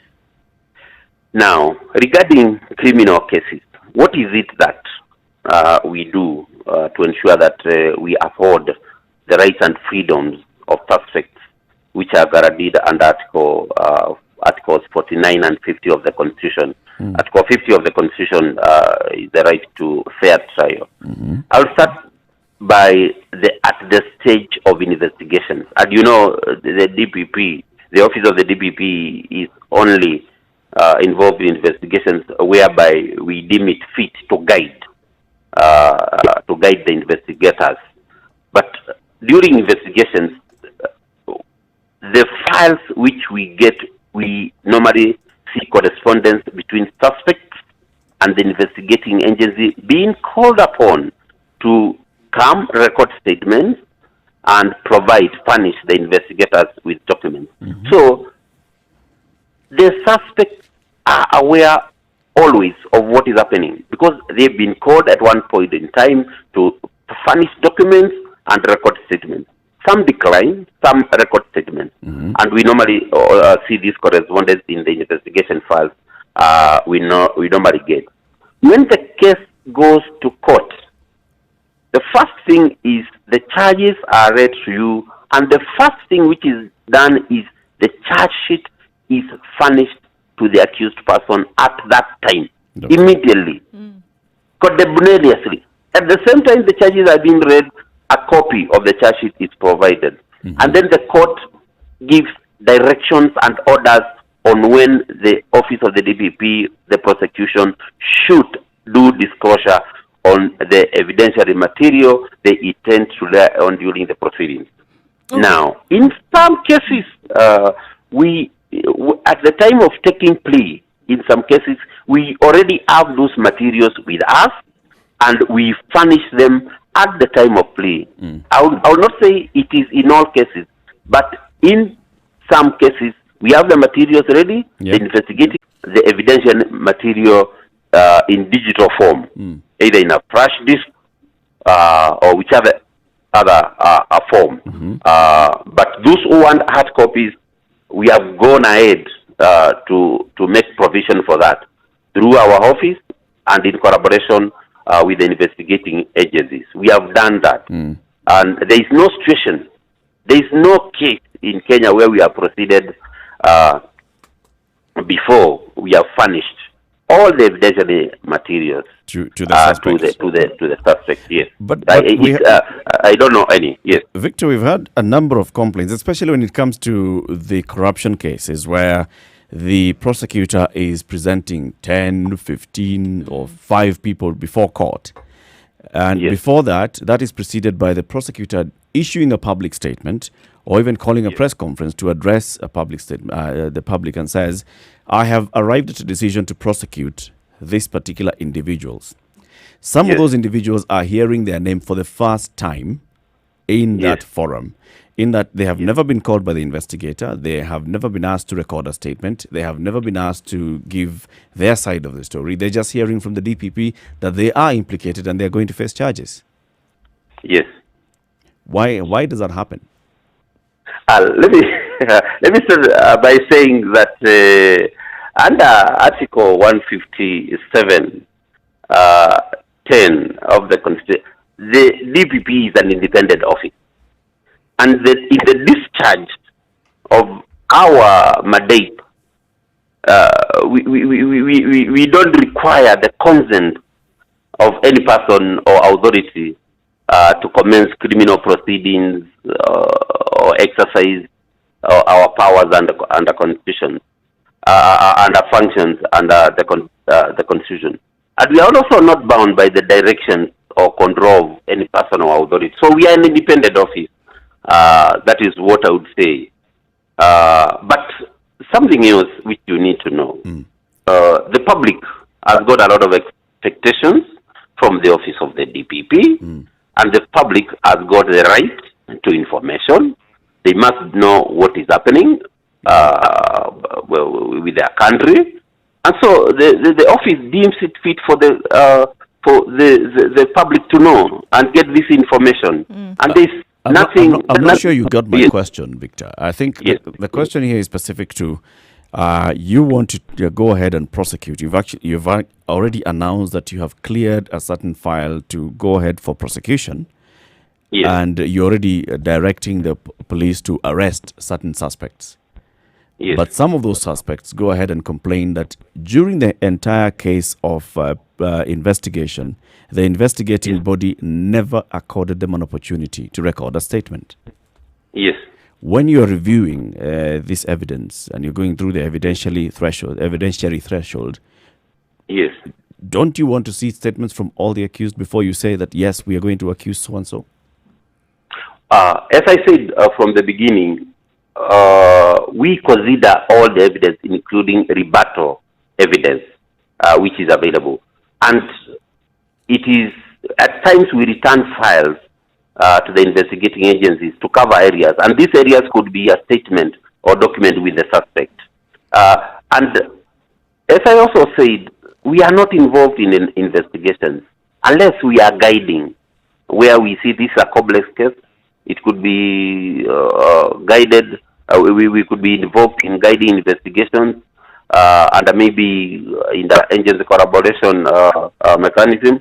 But it is, and we are not the ones investigating. But if we deem it fit at the time of review of the file that the suspect should record a statement and maybe furnish that document, we do it. We do it always.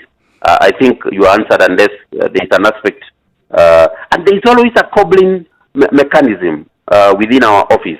Quite a number of cobbling mechanisms. The first one is you can complain. If you are a suspect, complain to us in writing. Write to the DPP directly. Do communicate through social media, email, Twitter. Even the DPP himself picks up these messages personally. And we have a fully pledged cobblings and complement division, well staffed. You can also channel your cobblings through there, and it will be acted upon immediately.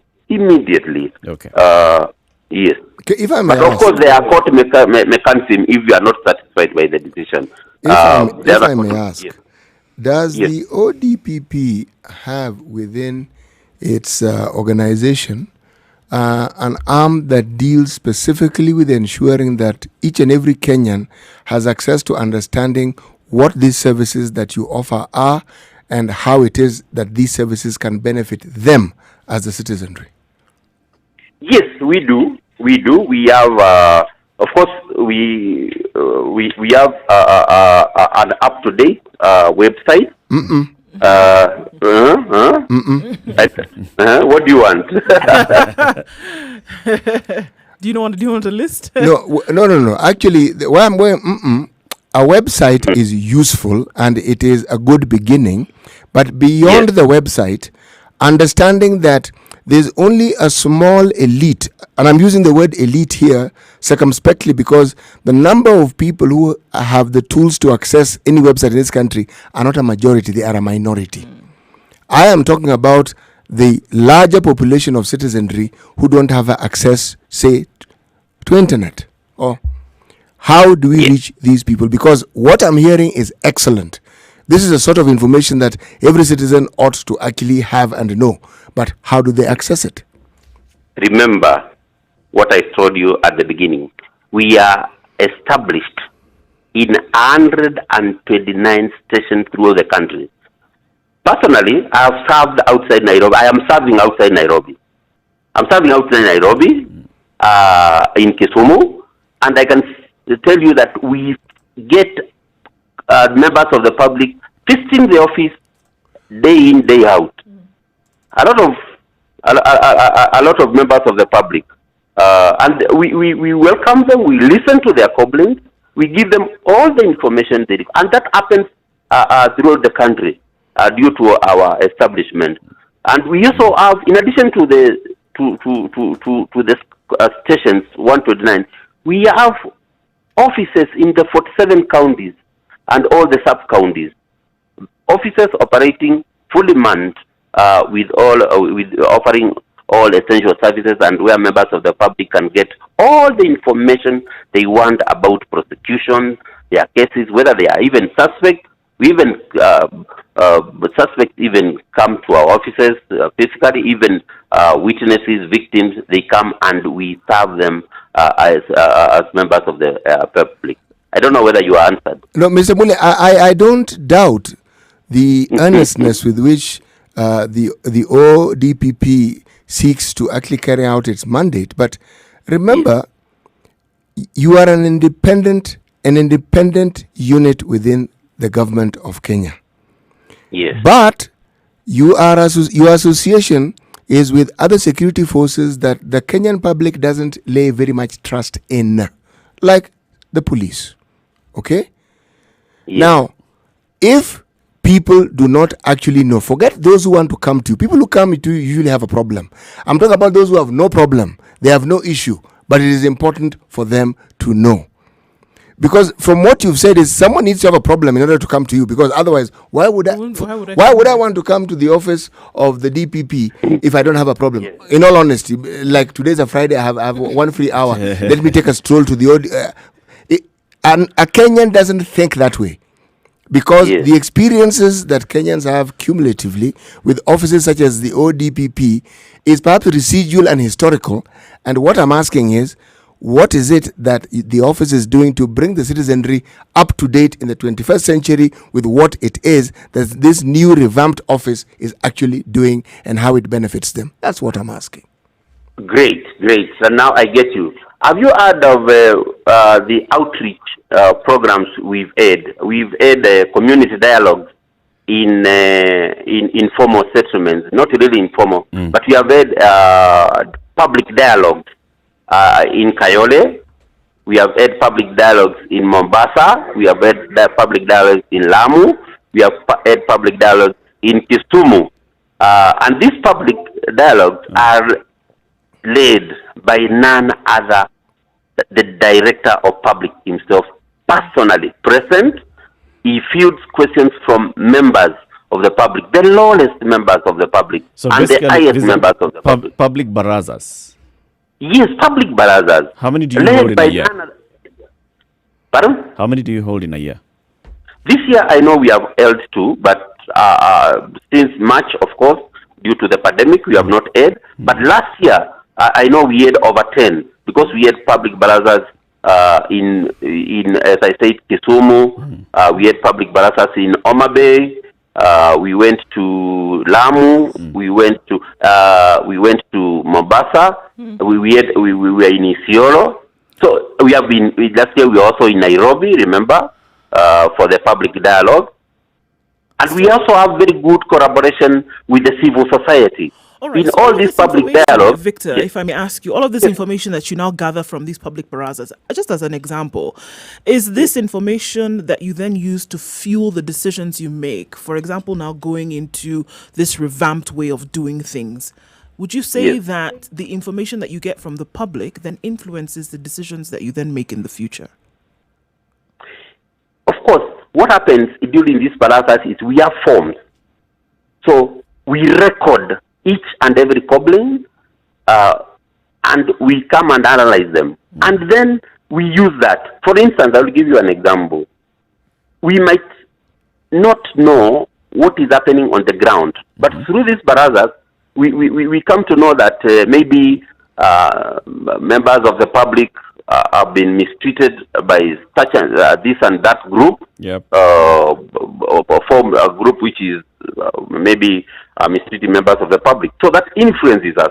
Yeah. And then when we get back to the office, we act on these reports. We do letters to the Inspector General of the National Police Service to investigate. Yep. Others are also investigated by other agencies. If it is something like a land issue, we notify the National Land Commission. If it's a KRI issue and such like. If it is something to do with anti-corruption and economic crimes, we notify the Ethics and Anti-Corruption Commission to undertake. So in a way, some of the decisions come out of these public dialogues. Do you hold these dialogues in collaboration with other state agencies? I'm imagining if you went to a small village, give me a village city, somewhere in Homa Bay. Somewhere in Homa Bay. Or in Muhoroni, just somewhere before you get to Tamu. If you go to Tamu village, just before you, that's in Muhoroni, right? Yes. This is in Muhoroni. And the people there have various complaints. Of course, when they see government and they see the ODPP and the DPP himself, they'll come up with all manner of issues that are affecting them. I'm imagining if you went with other state agencies, say, for example, you had the Office of the Ombudsman present, you had the Inspector General of Police represented, the Ethics and Anti-Corruption represented, like you've just said, the Lands Ministry or somebody at least who's representing the committee that's chaired by CS Dr. Matiang'i present, then you'd be able to gather a lot. State actors, that is the civil society organizations. So the ones which are involved in the criminal justice system, we involve them. Secondly, of course, the local administration, the administrators. Okay. The public lives with these local administrators. We involve them because it's also them who know the people, they know the public, they know the area. But the most important thing I wish the public to know is that at the beginning of the public dialogue, again, none other than the DPP himself assures the public of their safety, the protection, the confidentiality of the information they are going to give. So we are able to gain confidence from the members of the public. They give us the information either verbally or in writing. We have forms. We go along with staff who listen to complaints, they record them, they document them, and then once we get to the office, they are documented. So we don't do it independently. We do it as a multi-agency sort of initiative. Okay, I'll just looking at carrying out of justice and asking going forward and how you then select these cases. Would you say that the same process goes across board, no matter the individual that is at the center of the stage, whether they have political affiliations or not?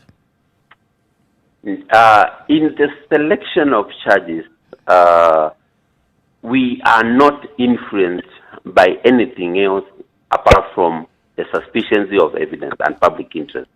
Whether you are a politician, whether you are whatever religious organization you belong to, whatever race you belong to, we are not influenced. And that has never been the case in the office of the Director of Public Prosecution. prosecutions. We select the charges which are disclosed by the evidence which has been presented to us by the investigating agencies. We don't consider the suspect, their background, or any other orientation. That is not a consideration. We are very objective and very independent in decision making. That one I can assure the public. So, most recently, Victor, we see that, some cases, you talked about, just previously, you talked about this effort being multi-agency, everybody basically throwing their hands into the pot and making sure that justice is dispensed, right? Just recently, we've seen some of these big cases that have taken years being asked to bring it down to at least 2 years to have all of this done. Previously, the office of the DPP has been seen to drag things out in terms of prosecution. Would you see now, with the court orders that have been given to say that 2 years is the maximum, with everybody putting their hands in the pot, do you see that prosecutory issues now can be whittled down to the 2 years? Sure. It did. Let me put it this way. It did not been for this pandemic. This year, we would have concluded quite a number of cases. Concluded them, and for that matter, successfully concluded to our satisfaction, to the satisfaction of the public. And of course, now with the guidelines, and also today we are launching a case management system, which will involve document tracking the case to ensure that it is moving on expeditiously without any delays. And then we shall also be doing e-filing. So the process, the judicial process, will be faster. And again, we are also grateful to the judiciary. For instance, here in Nairobi, we have 9 anti-corruption magistrates. So we are able to give maybe up to even 2 weeks consecutively for hearings. And if you have 2 weeks in a case, depending on the length of witnesses, you are able to call quite a number of witnesses and conclude some cases.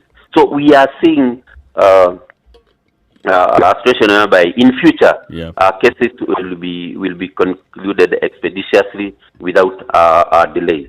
But remember, some of the factors which delay cases are not attributable to the office of the debate. They are external factors. Some of them we have no control over. Thank you. Thank you very much, Victor Mule. He's the Senior Assistant Director of Public Prosecutions in the Office of the DPP. Thank you very much for shedding light on how the ODPP works. And we wish you all the best this morning as you launch these new guidelines. Yes, and you are welcome. You can join us on our website and join the lounge. All right. Thank you. Asante sana. Thank you.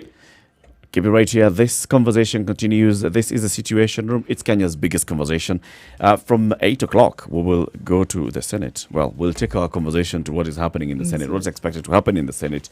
This standoff over the new formula on revenue allocation between the counties. What's supposed to give? What gives? What wins? Good morning. 5 minutes to 8 o'clock.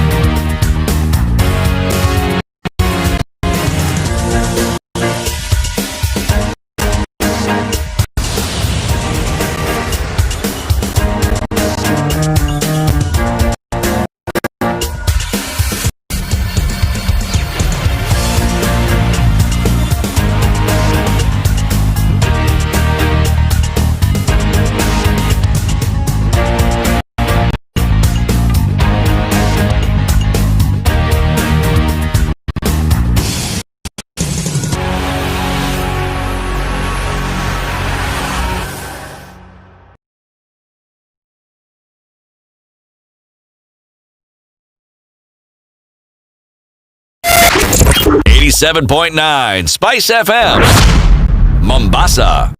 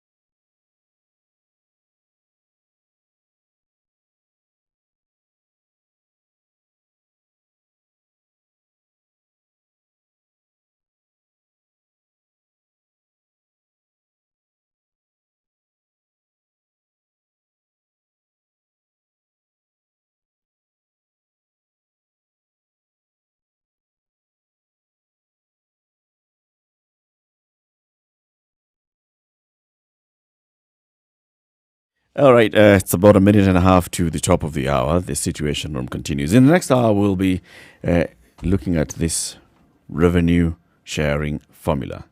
The Standard this morning calls the six gentlemen the epic failures, and this is Musalia, Kenneth Lusaka, the Speaker, Kalonzo Musyoka, the leader of Wiper, the Deputy President William Ruto, the leader of ODM Raila Odinga, and the President himself, Uhuru Kenyatta, and says all these six gentlemen have failed to rally their troops in the Senate to reach a consensus.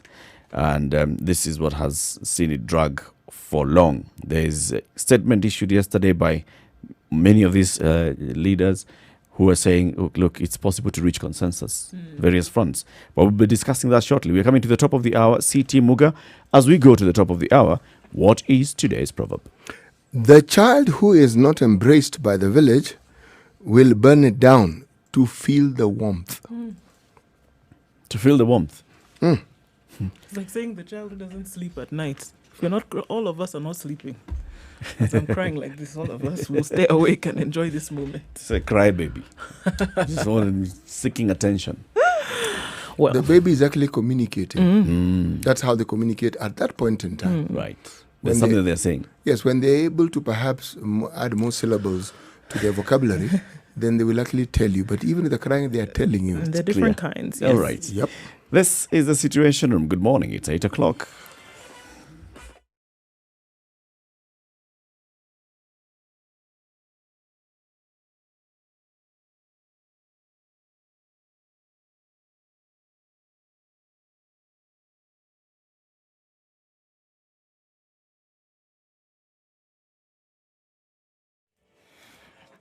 All right, how has it changed and what are we looking at on the roads this morning? Kiambu Road, unfortunately, is just a mess today. There are 4 lanes and it should be 2. Unfortunately, trying to join Thika Road is an absolute crazy mess. There's jam on Mombasa Road outbound right around Capital Center. It is crazy. Looking at other parts of the roads that we're looking at, it's dark in some areas. This means the fog is quite low in certain parts of the city. We know that it's coming down thick and heavy around Limuru Road. We also know that parts of Kitengela and then coming in onto Mombasa Road that you need to be extremely careful. You must also realize on some of these roads, especially Limuru Road, then coming into the city, there are bumps. So you need to have your lights on so that you can know where it is that you are going.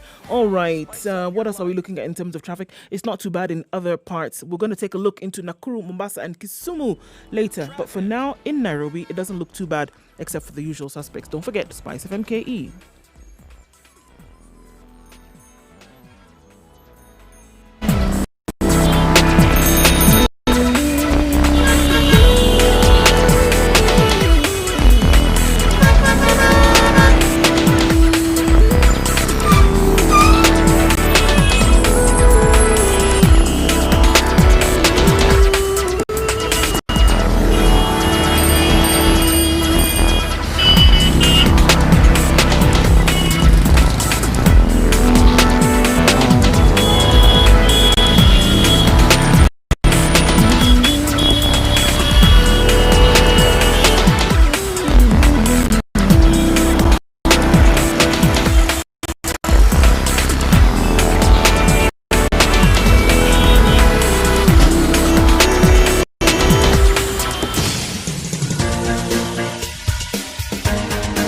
This is the Situation Room, the home of hard-hitting political commentary and penetrating insights about the state of the nation. Thank you very much for This is keeping a it right talk here radio on Spice experience FM. like This no is other. Kenya's The biggest Situation conversation. Room, The a place Situation for Room, hard broadcasting on truths, Spice debates, FM and and KTN elevated Home conversations. for the next 1 hour The as well. Situation And then we'll Room, continue with the witty, conversation. political. 9 to 10 on Spice FM.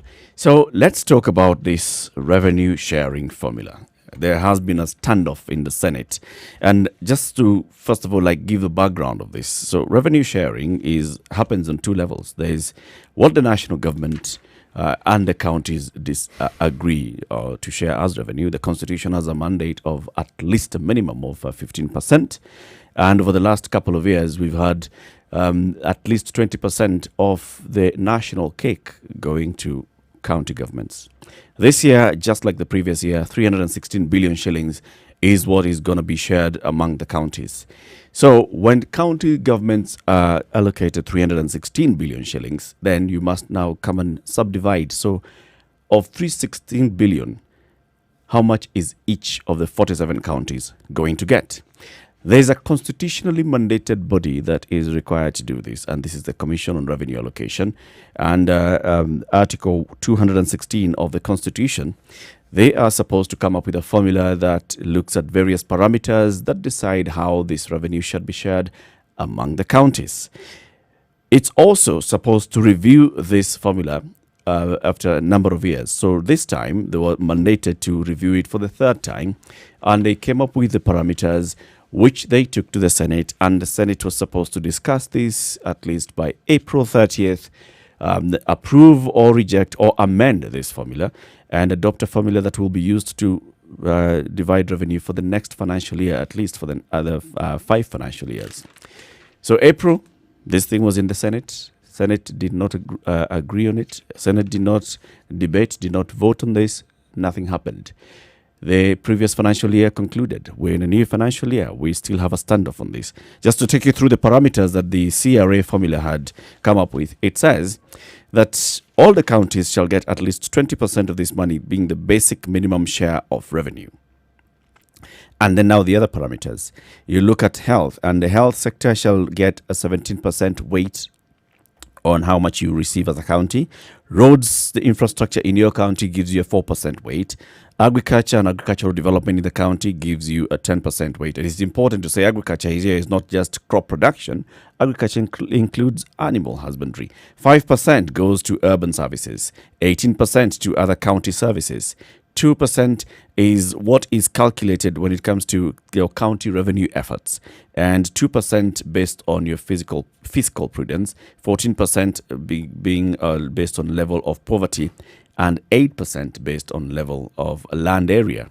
The difference between these comes in these specific areas, that there is a population which also now gets a huge percentage, and the health, which gets 17% as a vote. This changes dynamics, because previously the bigger weights and the bigger percentage was looking at the land area, which is now on 8%, and the levels of poverty. Now those are receiving less, but population gets a bigger weight. This has brought in the hue and cry. It's covered very well with some infographics on page 2 of the Standard this morning. It has brought in the conversation about some counties are going to lose money. Well, if you look at last year, 316 billion shillings was shared out amongst counties. This year, the same amount being shared out among counties. There are counties that were receiving a certain amount of money that they're going to receive less.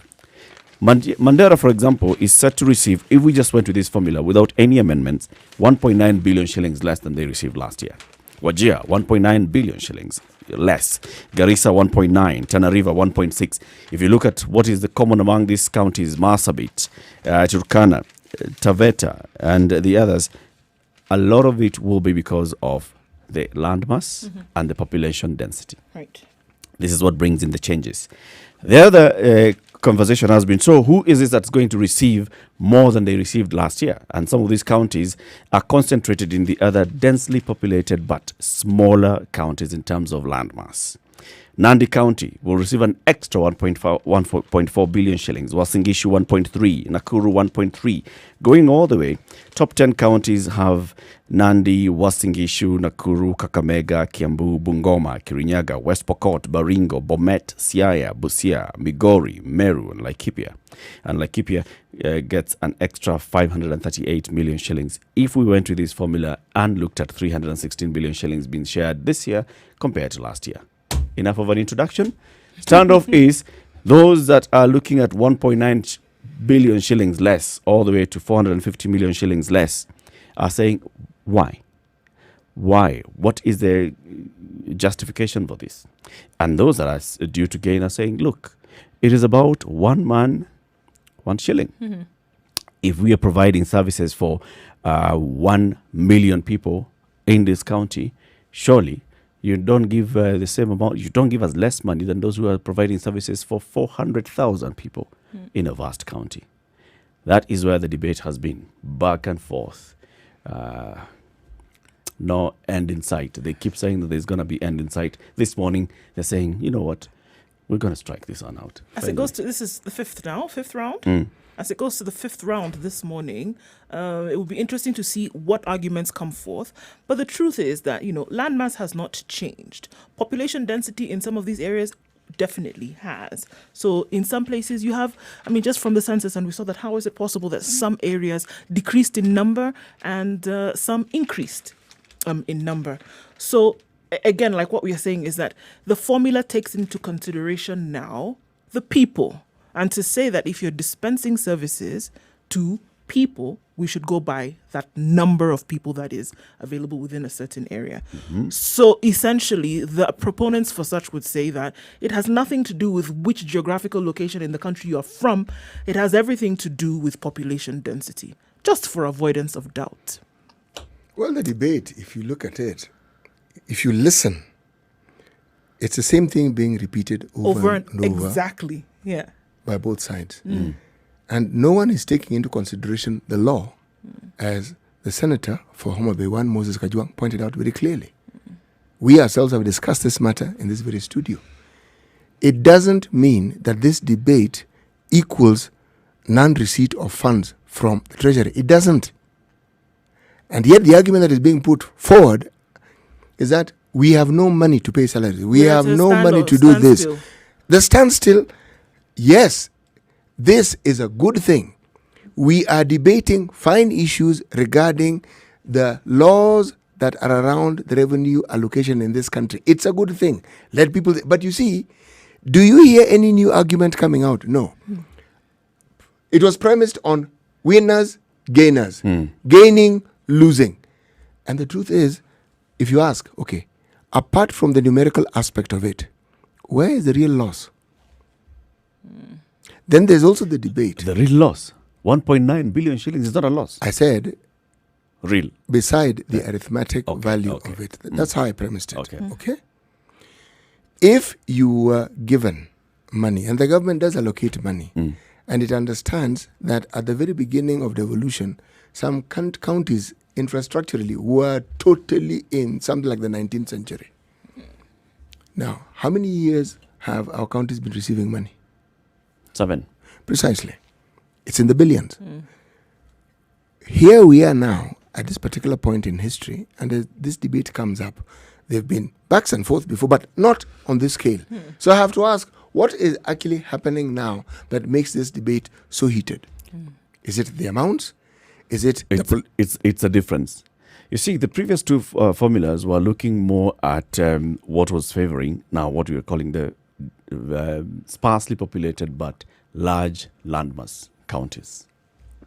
Okay? So it was favoring them. It was looking at, okay, so we shall give... And it really favored them. The weight shall go to looking at and why did it favor them? And the justification was, look, these are counties that historically have suffered in this country. Yes, they have. You keep telling us about session of paper number 10. Yes. And session of paper number 10 was saying national resources shall go to those counties that have a high impact, a high possibility of producing a higher return, which is the ones that have higher population and the ones that are more productive agriculturally. And this is what was being used initially to say, okay, let's allocate more to these other counties. Let's try and right this wrong. Yes. Okay. But also, one thing that is not coming out in all these things is there something called the Equalization Fund. Yes. The Equalization Fund is a separate fund which gets 5% of the national income that goes into this particular fund and goes specifically to counties that were hitherto marginalized. Right. So, going to... So I am saying that you cannot divorce even what you call politics from this. We are, 16 months away from an election? You have a situation where you will have senators who I'm sure want to be governors. Yes. Oh, this race has begun in earnest. Okay? And then you will have those who are looking at the powers that these money that we're speaking of brings with it. But the question that isn't being answered, this money that was given to you in consideration of an earlier neglect, what on God's good and possibly green earth did you do with these funds?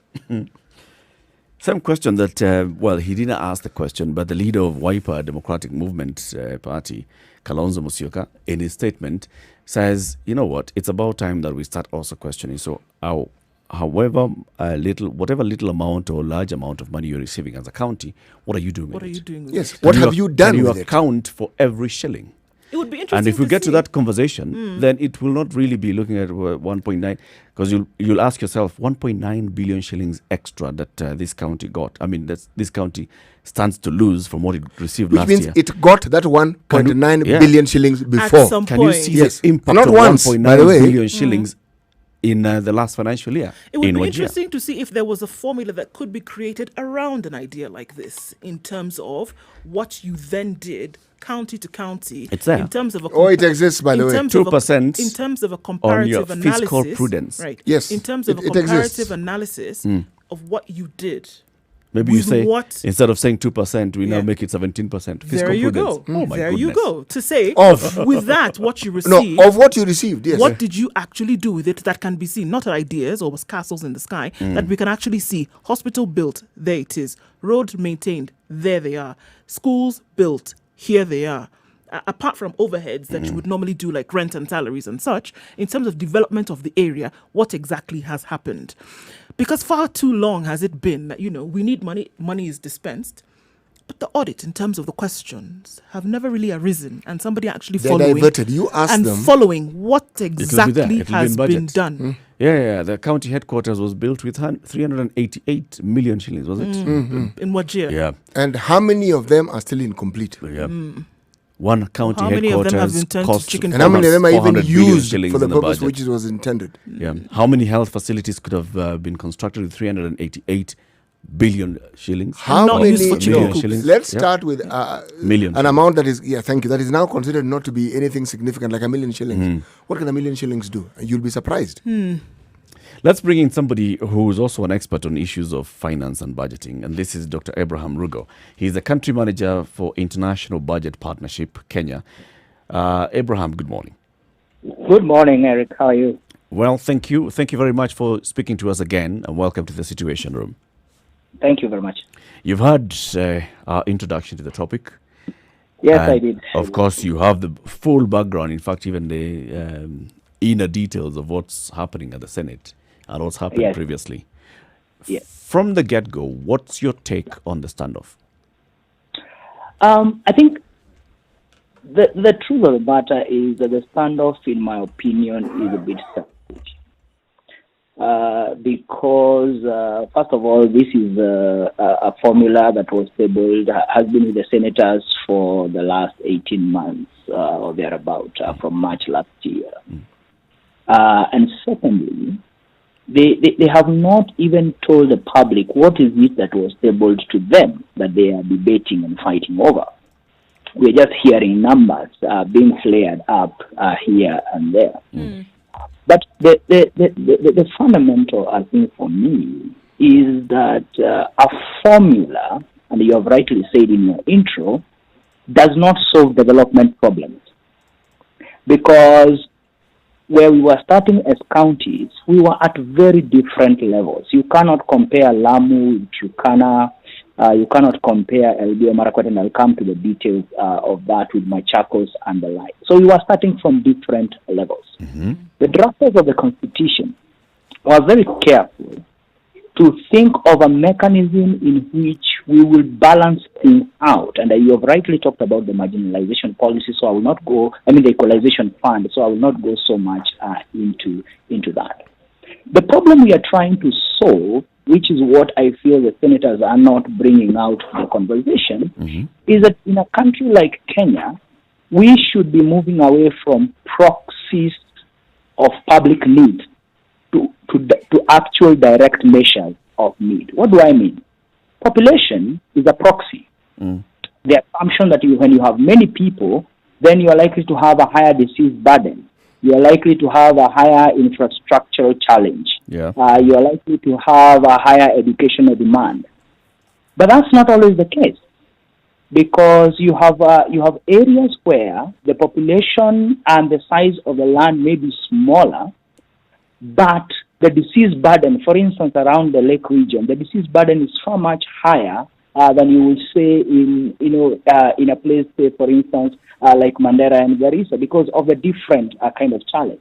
And therefore, in a formula, you try to balance direct measures of need with what you will call actual costs of running government. For instance, whether a county has 20 people or has 50 people or has 100,000 people, each of them has a governor. Each of them has a county assembly. Yep. We can discuss as to the how good we were in making choices like those ones, and why how we could have distributed our counties. But that's a discussion for another day.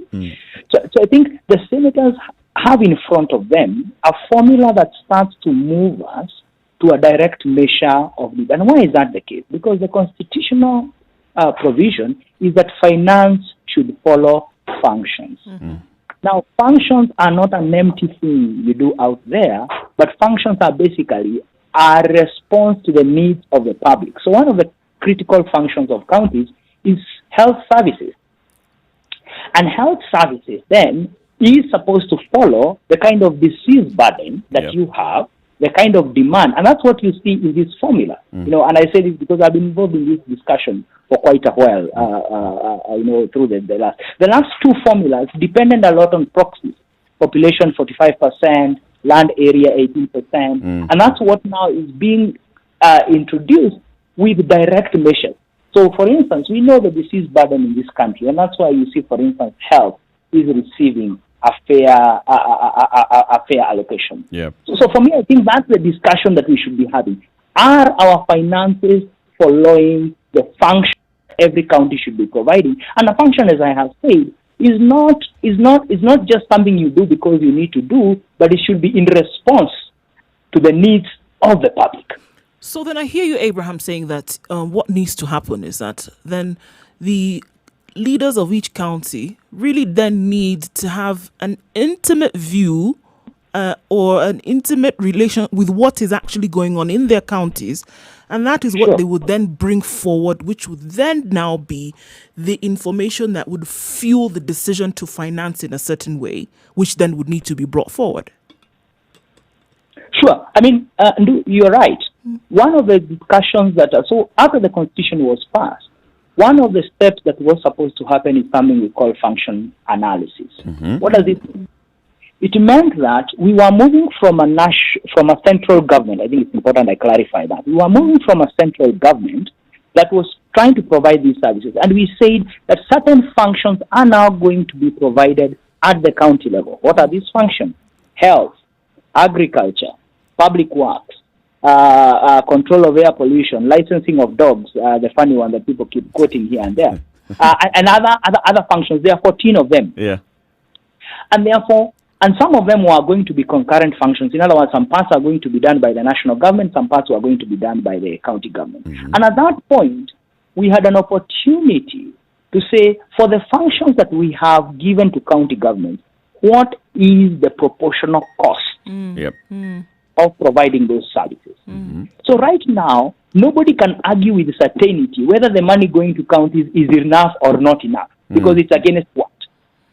Now, that process was led by the Transition Authority, by Kenobia Wamwangi, and to the best of my knowledge is that it was frustrated to its core. By political interest? What frustrated political interest, and especially the interest to retain a lot of the resources at the national government, because finance are following functions. So whatever you transfer, then the finances must follow. And of course, money is power.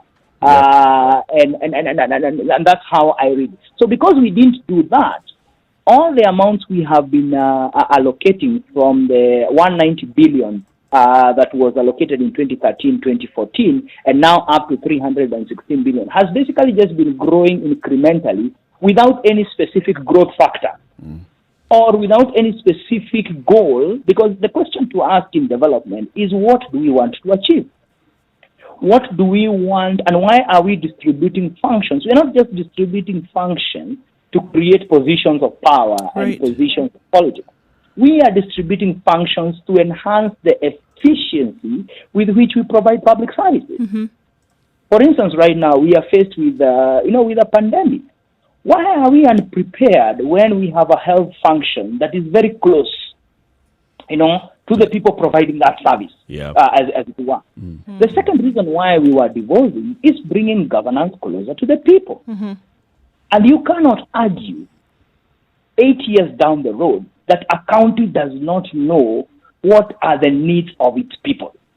Yeah, clearly. And here I must pull in the Council of Governors because I'm a bit disappointed with them because they have had a chance over the last couple of years to come up with the numbers and say this is what actually it costs to deliver the functions that have been devolved to us. You don't hear that conversation. You only hear conversation about money is not enough, money is enough. So for me, that's a fundamental pain about how we move forward with this discussion.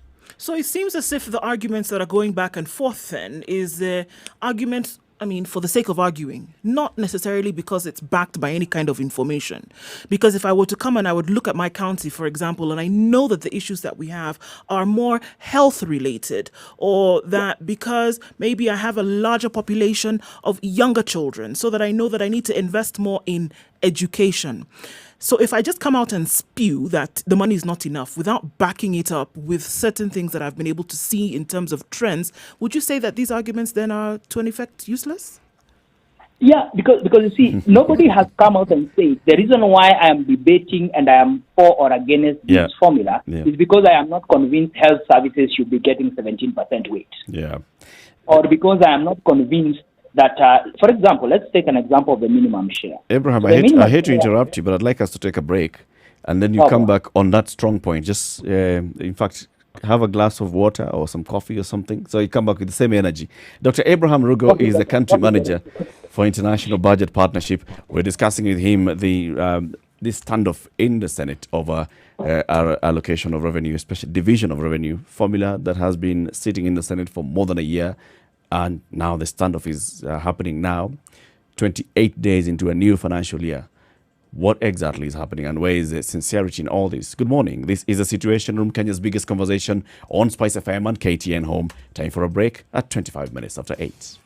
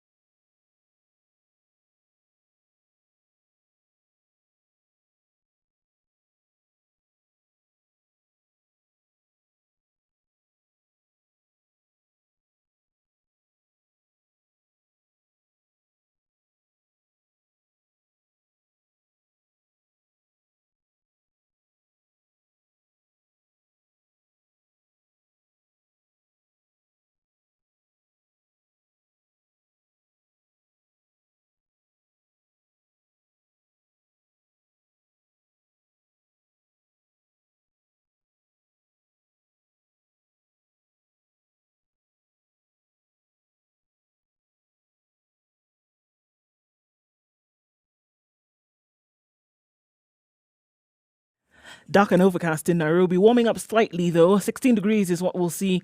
Highs of 21 and lows of 13 today. Very cloudy in Nyeri at 14 degrees. Thunderstorms expected soon. Highs of 19. And in Nakuru, 14 degrees and mostly cloudy. Thunderstorms forecasted for the afternoon with highs of 20 and lows of 12. It's mostly cloudy in Eldoret at 14 degrees. We'll see highs of 19 with rain showers later and a low of 12. 21 degrees and mostly cloudy in Kisumu City. Highs of 26 and lows of 18. Kakamega is mostly cloudy at 18 degrees. Highs of 23 and lows of 16. Malindi, highs of 26, or rather highs of 28 and lows of 24 with a wet afternoon in store. 25 degrees in Mombasa. We'll see highs of 28 and lows of 23 with rainy conditions later. In Kampala, it's mostly cloudy at 19 degrees, highs of 24 and lows of 19 with showers expected in the afternoon. Dar es Salaam is going to be mostly cloudy for most of the day, highs of 31 and lows of 22. And looking into Joburg at 7 degrees, highs of 16 and lows of 3 today with mostly cloudy conditions. And finally, for now in Lagos, it's cloudy at 24, a sprinkle expected in the afternoon with highs of 28 and lows of 23.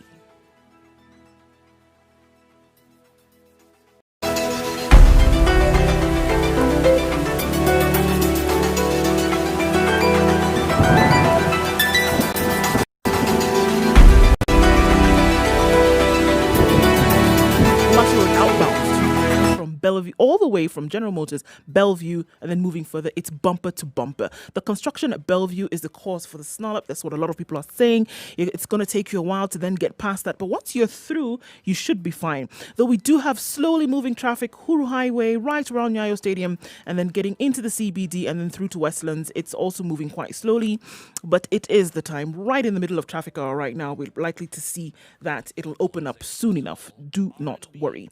Industrial area also this morning seems to be a mess, and it's following in fine form as what Kiambu Road is doing today. We're now at 6 lanes, guys. Everybody's trying to join Thika Road and get into the city center.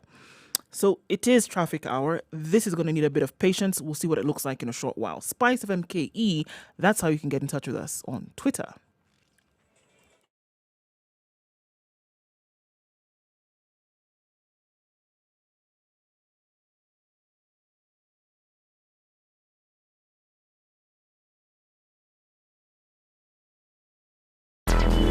Traffic.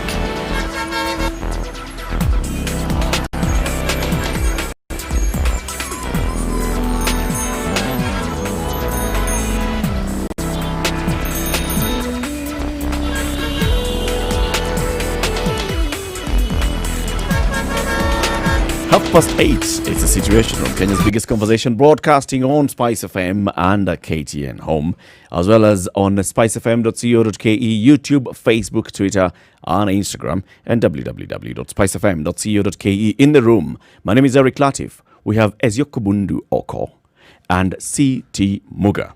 And on the line is Dr. Abraham Rugo. He is the Country Manager, International Budget Partnership. We are discussing this standoff of a revenue sharing formula that has been presented to the Senate by the Commission on Revenue Allocation. And there's a question that you had asked Dr. Rugo just before we went to the break. You want to repeat that question so you can come in with the same energy that he had? Right, so Abraham, what we're looking at is that if you, just coming off what you have said before, so if you as a leader are aware of your regional needs, you know, you've done the study, let's just assume that the homework has been done. Yeah. Putting that against what we see now, is all this talk and hullabaloo then useless? I think, as I said earlier, first of all, none of us can substantiate whether the 316 billion that is going to be distributed using, because I think it's important for us to remember that first of all, we have what we call division of revenue, which is how the money is divided between the national government and the county government as a total. Mm-hmm. And then the formula is what distributes across the county share that distributes across the 47 counties. Mm-hmm. And this is where the need, the cost of delivering services will vary between different counties, and therefore the need to come up with a formula that basically can be able to make that distribution, so that then you don't just say, so we have 316 billion, divide by 47 and distribute equally across the board, because then you advance inequalities in that sense. Mm-hmm. So what you're saying is that once the money is already with you, then you have by knowing the needs of your community, then you have a better sense of where to invest. Mm-hmm. But it also should help with the reverse argument. The reverse argument being that if you, over time, you have been keeping records of how many people are visiting your health facilities, how many farmers are requesting for extension service workers, how many people you have water connected to, then you are able to come up with the numbers and say, look here, the amount of money we are receiving year on year is actually not sufficient to provide the kind of services we need to provide. And that's what I was saying. None has been lacking, and therefore, whether the money is enough or not becomes a different conversation. But the point I was making before we went on break is that this formula, and there is no perfect formula across the world. All the countries where they have come up with formulas, they have had to decide what is important, what do we want to encourage, what is it we are trying to advance, and the Kenyan Constitution provision, the main thing we are trying to provide for is that, one, for services that are already being provided, they should not be disrupted. And that's the principle we call holding harmless. And that's why then you make a provision, for instance, for the minimum share that ensures that there is a certain basic minimum that cannot be disrupted. Okay. Now, in the current conversation, there is a provision which has been lying in Parliament for the longest time, I know, of a mechanism to ensure that anytime you come up with a new formula, there are certain counties whose previous allocation is likely to go down, and therefore you come up with a mechanism in which you cushion them over the period, including with this proposal. There is a mechanism that the CRA did propose. I have not heard it being debated. But how much money exactly are we talking about that is being lost? So in 2012, 2013, when we costed how much it was to provide the services based on how much the central government was spending on the functions that we have distributed, it came to about 170 billion. And in 2013-2014, the allocation to counties, therefore, was 190 billion. Yep. Now, the counties that are likely to be losing some money, are going to get a lower allocation with this formula if it is passed. They were accounting for about 27%. They are about 17 counties, 27% of the 170. As soon as we started devolution, their share moved up to 37%. Now, over the years, it has remained 36%, sorry, and then moved on to 37% in 2015-2016. And currently, when you work out the difference between last year being 2019-2020, and 2020-2021, the difference is only 3% because the amount has declined from 37% to 34%. Okay. Now, it's this 3% that then we should be having a debate in Senate about how do we cushion those counties. So it stops being business of somebody's losing, somebody's gaining, and all the politics that basically are more heat than light kind of conversation. But secondly, what would the proposal be then in terms of cushioning? And what? First of all, let's justify this cushioning. What's the need for cushioning that 3%?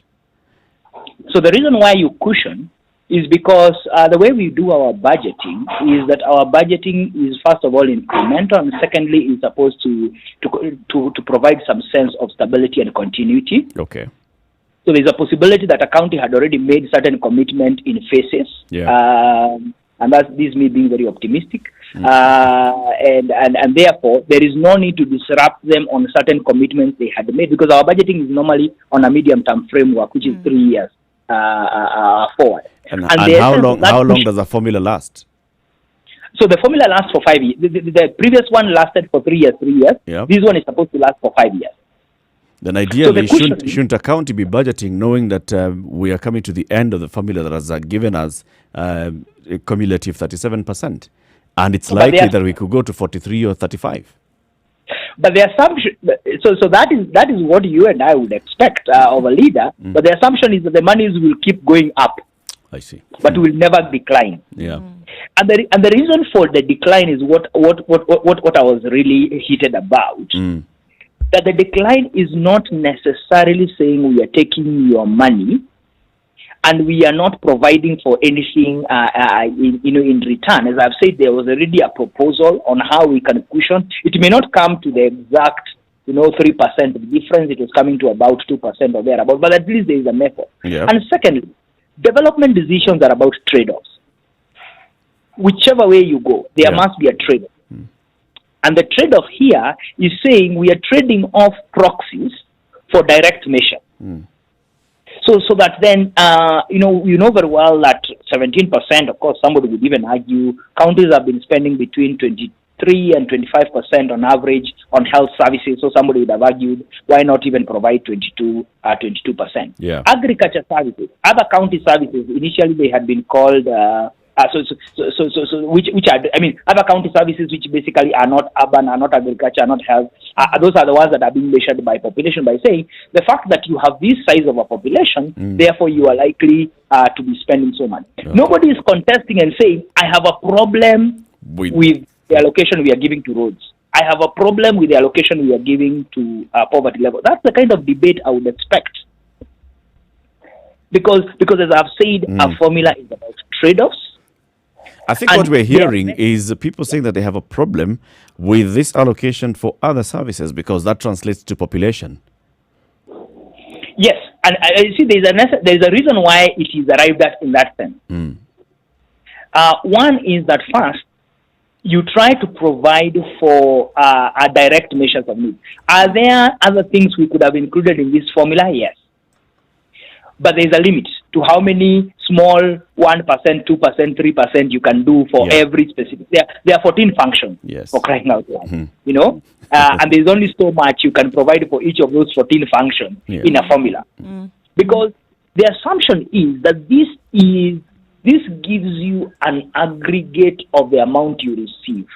As to where you actually put it, that is the debate between the governor and the county assembly. At the county level. So I think we need to divorce that conversation first.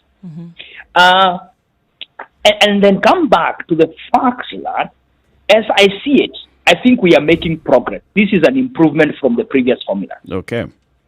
The debate, as I have said, has to be about needs that we are trying to provide services for. The needs that we are trying to meet in community, and what we are trying to encourage, and largely here is to trying to encourage directly providing for direct measures of need and fiscal prudence. So you see there is a whole effort. There is about 4%, 2% on how many counties are making effort to collect. And by the way, this is not collecting based just on capacity, but even within your capacity, what effort are you putting to be able to collect? And fiscal prudence. How well are you spending your money? So do you think it's fair? Okay, well, I don't know if that's the right word to use, but then do you think it's fair then to go for the 1 man, 1 shilling, proposal, which is what this new formula essentially is based on? So we are saying that you have high levels of population in terms of a population, then that's the kind that will be allocated to you, so that essentially you can take care of every being in your region. Development index aside, from the previous indicators that you alluded to, Abraham, when you talked about the fact that then have formulas been development driven, like that we can discuss later.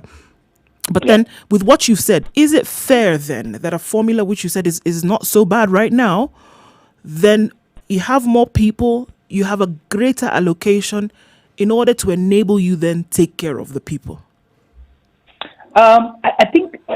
I think there's a danger in going for population only argument, because development is not just about population. Let me give you an example. So you have a county like Elgeyo Marakwet and Garissa. Now Garissa is a fairly flat, and this is purely for comparison. So Garissa is a wide county, but it's flat. Elgeyo Marakwet, you basically have 3 topologies within the same county. By the time you move from Iten down to Kerio Valley, the cost of doing a road in Elgeyo Marakwet or doing water projects in Elgeyo Marakwet will be very different from doing a county that is flat. Because of topology. And therefore, that's why you try to balance population. For instance, population here has about 18%, 18% Even in the previous formula, population had 45%. Okay. Sorry. Poverty level. Poverty level had a higher percentage. Yes. Had a higher percentage. So, it's really trying to move to look at the different parameters that drive development or lack of it, and trying to find what works best for our country, because that's where the debate should be, in my opinion. So why is it taking this political twist? Because now we have seen an entire political twist in the framing of the discussion. For instance, those that are really loud and championing against this formula have taken the framing of saying this is President Uhuru Kenyatta trying to advantage his backyard, the Mount Kenya. And we've seen this from various people who have even written, some of them like former Senator of Mandera, Bill Okero, saying this is Mount Kenya receiving a huge chunk of the money. That's one framing. Then there's a framing on the winners and losers. That there are some people who are going to lose money, 1.9 billion shillings, and there are those who are going to be gaining money. I think the fact is that this country has very many development challenges in different parts. I'm just looking, and I just needed to correct so that I am on proper on record. The population in the last weight carried 45%. Yeah, okay. It's been now reduced to 18%. 18%. Yeah, poverty is the one that was at 18%. Mm-hmm. Now goes to 14%. Now goes to 14%. Right. So, there are two developmental things that are happening right now. First of all, I think it is wrong to see the formula purely from a money perspective. Because the formula tries, and as I have said, it's purely a redistributive mechanism. And this mechanism, in that very House of Senate, there are members of Senate who are supposed to look at both the interest of their counties, of course, but also at the national picture of what we are trying to achieve. Almost every county now is urbanized, at least in the headquarters. And therefore, there is a need, because what happened is that, and this is the reality, is that when we moved to devolution, counties that had a larger population and were more urban really have suffered a lot, because then the amount of money that was going to them, especially for the equal share, was really not enough. Then you have other counties that had fewer administrative costs, receiving more money than they can even absorb. So what the formula is trying to do is basically balance out. Then we come to the political argument. Politics is about what benefits the people in my backyard. Yeah. The question is, have those people actually been benefiting? Or are they just a stooge for argument purposes and for pushing purposes? Because if you go to all these counties across the board, from Kiambu to Mandera to Turkana, have the governors and their county assembly actually applied the resources they have received, 1.8 trillion over the last 7 years. I was just looking at those numbers now. A total of 1.8 trillion over those. Have that money been spent? Of course, the same question can be argued even for the national government. That has received about 4 times that same amount over the same period. Where are we placing? Because this could be as well that we are actually fighting a very different battle. We are just pushing money for money's sake, not because we are going to make any advancement in developments for the people we are using and quoting. And we saw this a lot even with the Constituency Development Fund, where the argument was, let's make sure this money is within the hands of the representatives of the people, therefore it will advance development. Now you have cow sheds everywhere and donkey sheds that were built in the name of dispensary. Yep. Mr. Rugo, when you hear the senators speaking, in your opinion, who do you think they're addressing?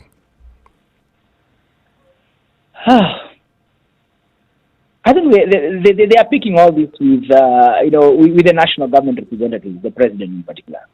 But they're also speaking to their electorate, because the complicated arguments or the detailed arguments such as the one you're putting forward would water down their positions. But if you say we are losing. No, better still, someone is making us lose 1.9 billion. Mount Kenya is taking our money. Yes, exactly. Mount Kenya is taking our money, and they've been taking our money, and we have this situation where our counties have been disadvantaged from the time of etc., etc.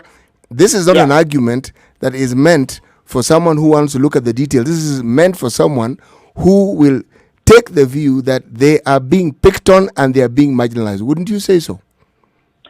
That's what pains me, because my let me say my working assumption has always been that leaders, wherever, I mean, even when they have very, very selfish interests, would always look at what is in the greater good of the people. Yes, I agree with you. I mean, when you say that money is being taken away from us, Mount Kenya, against us marginalization. But I think, honestly, in this day and age, the marginalization conversation is not where we started. Sir, I would like you to pause and think about it. It resonates very, very well when political leaders talk about it all the time. Believe me, because it pushes away all the blame or all the failures to somebody else. Precisely. Yet the responsibility, as I have clearly stated, is within the counties themselves. Of course, I have said we can have a greater conversation even with the national government as to where they have put the billions they have also been spending. But the truth of the matter is that in a devolved system of government, the responsibility has been devolved. And this is basically people, of course, 2022 is coming, elections are coming, there are those who are going home. They must show that the reason why they did not advance their counties is because somebody else was responsible for it. And there are those who are looking forward to come and be governors, so they are also thinking, I need to come and manage something slightly big. And of course, I mean, you cannot divorce even just the misuse and abuse of public office and the resources therein. So it's a mix of things. The opponents of this also get support from people like the economist Dr. David Ndei, who has released a statement arguing against this formula. For instance, he says the politics of one man, one shilling is a complete reversal of the principle that we are going to equitably distribute our resources.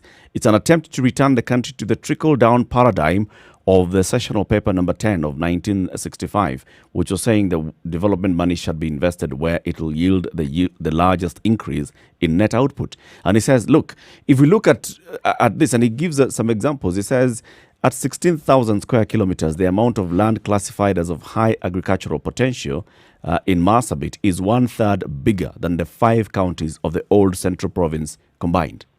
This potential is underexploited, while that of central is more or less exhausted. Where then should more agricultural development money go? Some of the questions that he's posing. Yes, and for me, and it's interesting to read from Lee, because I sat with him in a meeting where we discussed this formula at length. And anyway, everybody has a right to their opinion. My argument is that if we are going to advance development in this country, the closer we can go to direct measures of need, the better for us as a country. Let's hear one question here from Esther, who's calling in from Mombasa. She'd like to ask you a question. Esther, good morning. Good morning. How are you today? We're well, thank you. Yeah, I have a question to the guy who is speaking. Dr. Abraham. Yes, Dr. Daktari. So I remember the president some time back talking and encouraging people to actually on the devolved government issues, and he was talking about the agenda, his top 4 agendas. There was agriculture and all those. So when I hear there's a change, because to me as a Mwananchi, I'm seeing that is a change and a shift. We were actually psyched up for the government to county government to pick up those initiatives at the county level. So today when we hear there's a kind of a change, because it's not a continuation of what we were told to do. Guys were told to go back and more or less get their counties to be independent to themselves. And we were looking at natural resources. We were looking at we were not actually comparing counties. We were seeing where will we gain more by doing what is supposed to be done. Getting the natural, I'm talking about Turkana, I'm talking about the Tana River where there was some irrigation. What's the question then to my question is, why is it coming up now that it has to be allocations and swifting and coming up with cut down budgets for other people, one person, 1 shilling, I don't know what. Why are we not following what was already set up by the president himself and the national government? Why is it actually coming down now to cut on what the counties were already mandated to do and the people are already on it? Yeah. All right. Dr. Rugo, you can answer that. Thanks. I think we need to differentiate, of course. The president's agenda is also largely a national government agenda, and to some extent, of course, a national agenda, because when you think about things like universal health coverage, health is a function of some aspects of it are national government, but the bigger part of it is county government. Mm-hmm. I want to hesitate from saying that this is a reversal, because I don't think we are reversing. The place of public policy and debate therein is to discuss at every point. And the Constitution is the one that provided for this, that for the first two formulas, we have 3 years, the third formula, because unless you go for a formula, there is no other way, unless you go to now, I mean, there is no better way in which casting lots. Yes, that you can be able to distribute money in a way that is objective. Yep.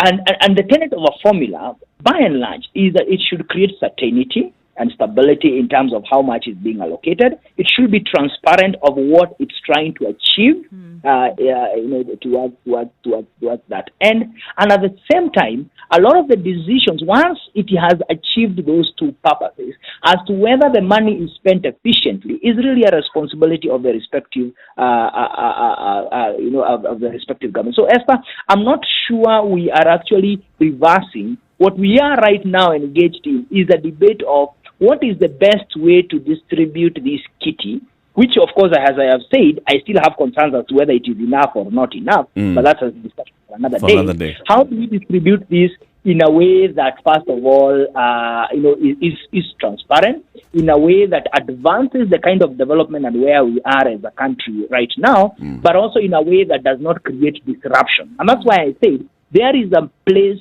for discussing and putting in place a holding harmless kind of mechanism, because whichever formula, even if you go with the second formula, for instance, there'll still be disparities and disquietance from some quarters. And the reason why there will be disparities is because the last two formulas used the 2009 census data. Yeah. We since have done the census of 2019, and we have that data. If you plug in that data alone, because 45% of it was based on population, counties whose population has gone down, again, I am not sure how populations go down, and counties whose population has gone up, as will be expected, will definitely, and I've seen numbers, there will be a change in the numbers. Dr. Rugo, this is a conversation that, is very deep, very heated, doesn't have an end to it, but it's an important conversation, like we've all said. It's an important conversation to keep having. And what's happening in the Senate now, I mean, they ought to rise to that level where they become honest with themselves, like you've said. Yeah. We thank you very much for speaking to us this morning, Dr. Abraham Rugo. He is the country manager for International Budget Partnership, IBP Kenya, speaking to us about this entire revenue allocation formula and the standoff in the Senate. Let's see what comes out of the Senate out of this. This is the Situation Room, Kenya's biggest conversation, broadcasting on KTN Home up to now. And then we want to say thank you very much to the audience on KTN Home. We'll see you again tomorrow at 7 o'clock. This conversation continues on Spice FM 94.4 in Nairobi at 4 minutes to 9 o'clock. Good morning.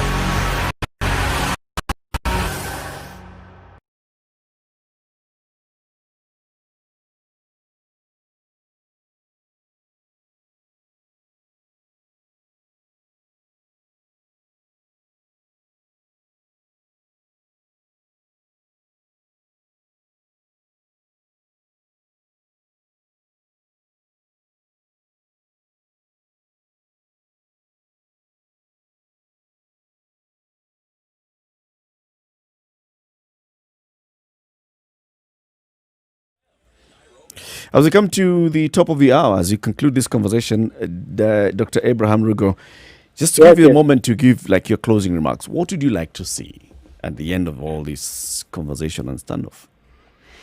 Yeah, first of all, I think I need to see a spirit of trade-offs, of people appreciating that development decisions are about trade-offs and about basically agreeing that this is what we want to do, and for us to be able to achieve that, then these are the trade-offs we make.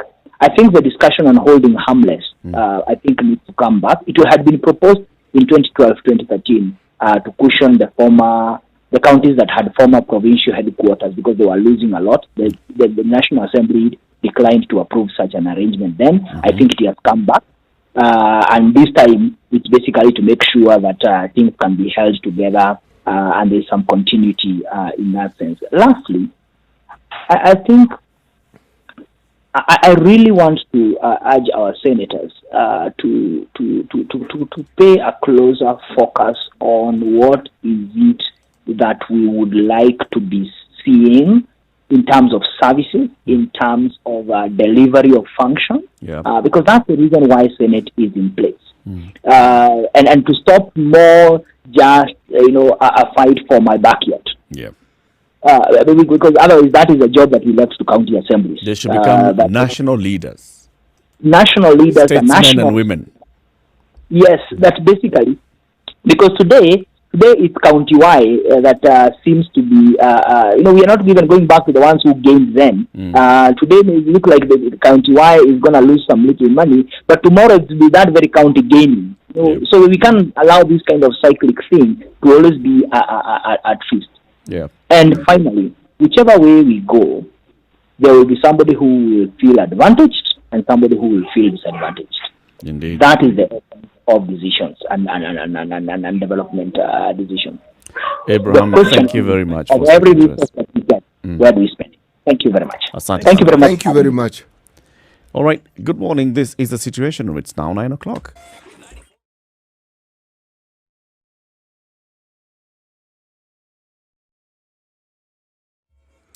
All right, dark on most Nairobi streets. This is what we're seeing today. So fog lights are up and people are moving just a little bit slower because of the weather. Let's take a look in Nakuru, where fog in most parts of the town is being recorded as quite low. So this also affects traffic. Take a look at Mombasa as well, and traffic is moving very smoothly in onto Moi Avenue, coming out from the outskirts of the town. Kisumu City then headed towards the airport. Not much of an issue on Budgetary Road specifically, which is one of the main highways. So not much traffic there either. Coming back into the NMA, we see quite the traffic jam. It is still bumper to bumper on Mombasa Road. This is affecting traffic all along Uhuru Highway, and it stretches out towards Westlands. So yes, it's going to take some time to get out, but you will. Thika Road then coming into the city centre is not too bad either. We're staving off now in a short while, and so it won't be too bad for too long. Spice FM KE. In case you see anything we should know about, again, don't hesitate to let us know.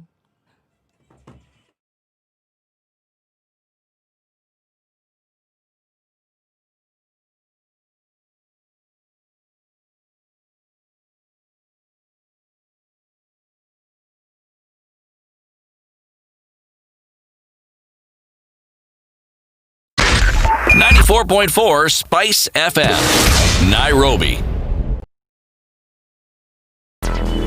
Traffic.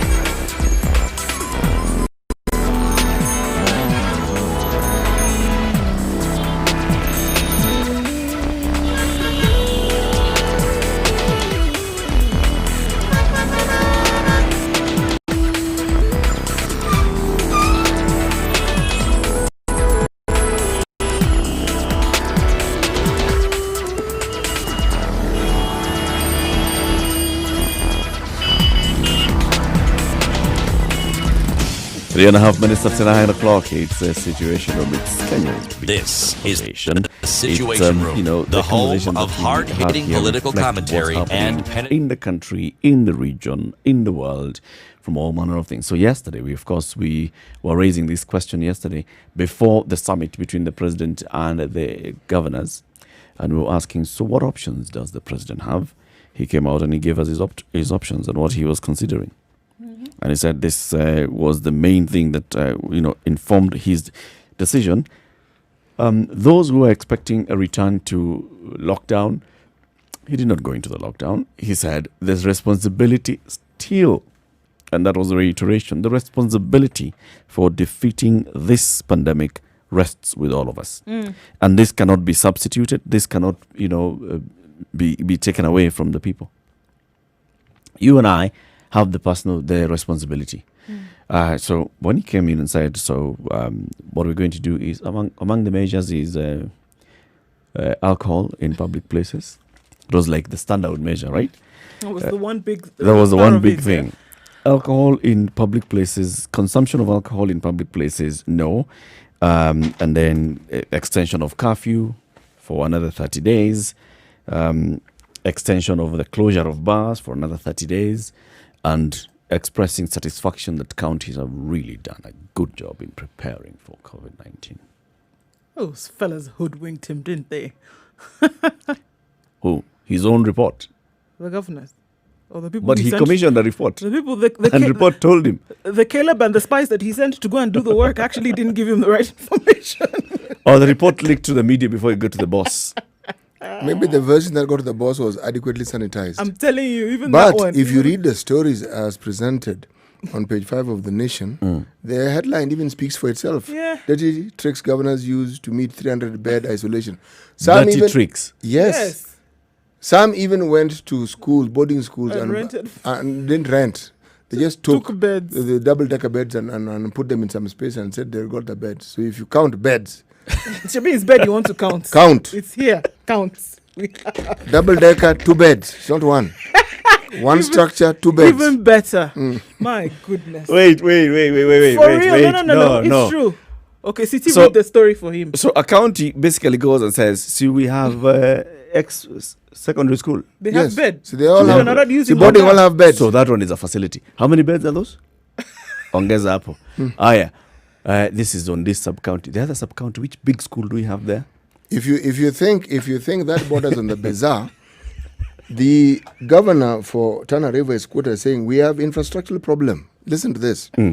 We are expecting 200 beds, but we don't even know where to put them. Okay? Deal with that one. Sorry. Again? Say again? I'm quoting. Say again. We have infrastructural problems. We are expecting 200 beds, but we do not even know where to put them. Where are they expecting them from? No, where they're expecting them, no, but where to put them. Okay, they arrive. Where do we put them? This is the governor of a county. So as far as it's concerned, bed capacity we have. No, bed capacity we have, but there's a small problem of space. It's so not funny that it's funny. Don't joke. Hey. And then here you have, if you think the governors are being dishonest, okay, why don't we move it a notch and take it to a national body like the Senate? Okay? Here are people talking about historical issues, which, if you ask me right now, are not issues. Okay? There is no county in this country that has not received money for the last 7 years. And this money is given annually. It's not like you can say last time I No one wants to talk of what they planned, stated, budgeted, they were going to do that money and what they did. No one. There's no argument that you hear of where someone says, we were building this and we had budgeted that if we do this, we'll... No. It's just give us the money, our money, give us the money, our money. It's the same story. The government, national government, gave them money specifically intended for COVID. Specifically. And then given money. Forget the other monies that they get. This was additional, if I may call it, extra money. And then you find 5 counties already. 5. Only 5. 5. Have facilities that can cater. We're talking about facility. You can walk into this place. There will be a bed. There will be linen. There will be toilets. Yes. There will be water. There will be everything. Yes. That can cater for 300 people. Yes. Unbelievable. Only 5 are ready. 5 are ready. Others have, like the report earlier was talking about Nyeri and the others.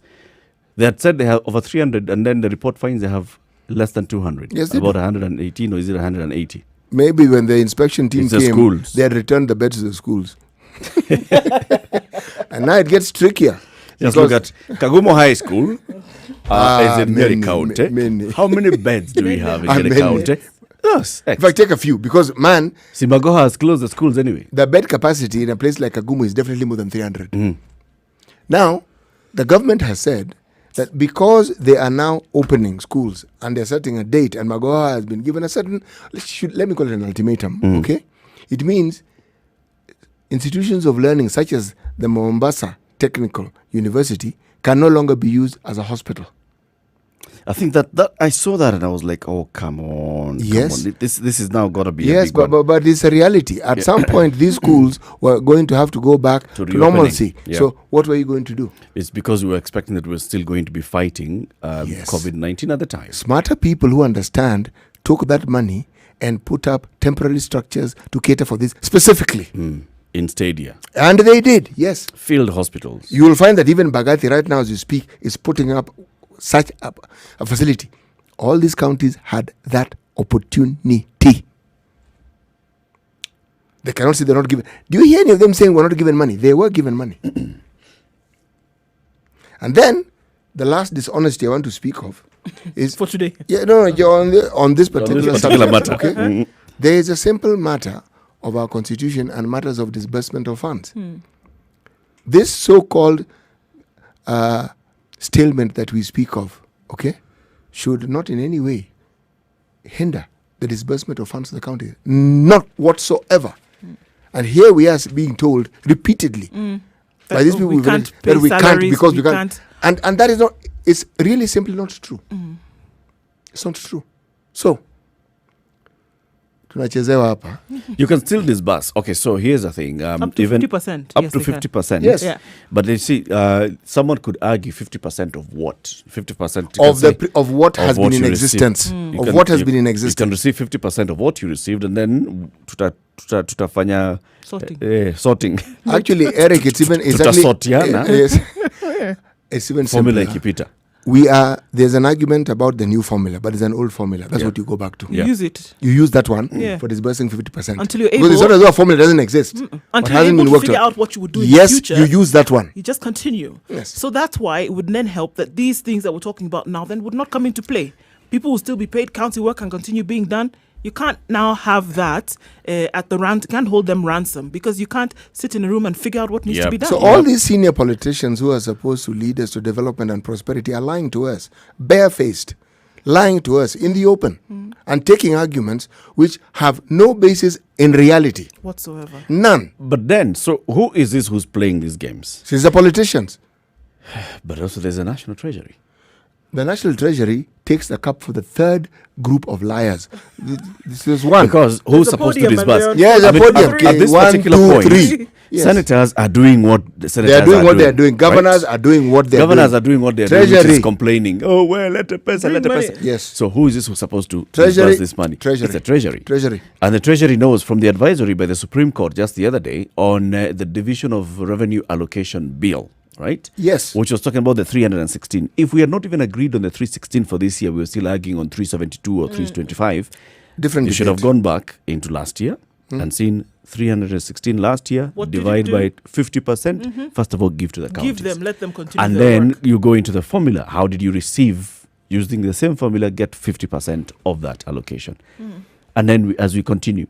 So it's chickenry here. We've just been taken through some games of, counties are going to be cash starved. Yeah, we're going to get into that point where the government is shutting down like we see in America. Undiluted nonsense. Nothing. Government shuts down. Workers are going to down their tools. They'll go home. Doctors are complaining they haven't received money. Because they haven't received They money. haven't received money. This is filibustering at its best. Yes. Because it looks like there's no end in sight for all of this. Meanwhile, there are people who are complaining. Get it done. Get it done, for crying out loud, so that they can move on. The agitation is good. Some would even call it healthy in a legislative assembly. People would say this is good stuff, guys. However, unfortunately, yes, it's a smokescreen for politics, the endless politics that continues to go on in this country. Essentially, It's not 2022 is at play here. People are lining it up and are ready to knock it out of the park. That's what's going on right now. And for people not to be able to see that also is another peg in this game. It is. This Hide it story from of- people this story of so that they money don't see and what's going salaries. on. It's quite a shame. It reminds me of if you've ever been in a position where you have people who, more than one person, let's call it more than 5, in your employment, or who depend on you to pay them some sort of salary, even when you have an arrangement and an agreement and an understanding that so that we can take care of incidentals, we might even give you an advance on the 15th. Huh? You will find somebody taking the advance and then coming to see you 5 days later. The argument, my wife, it starts like that.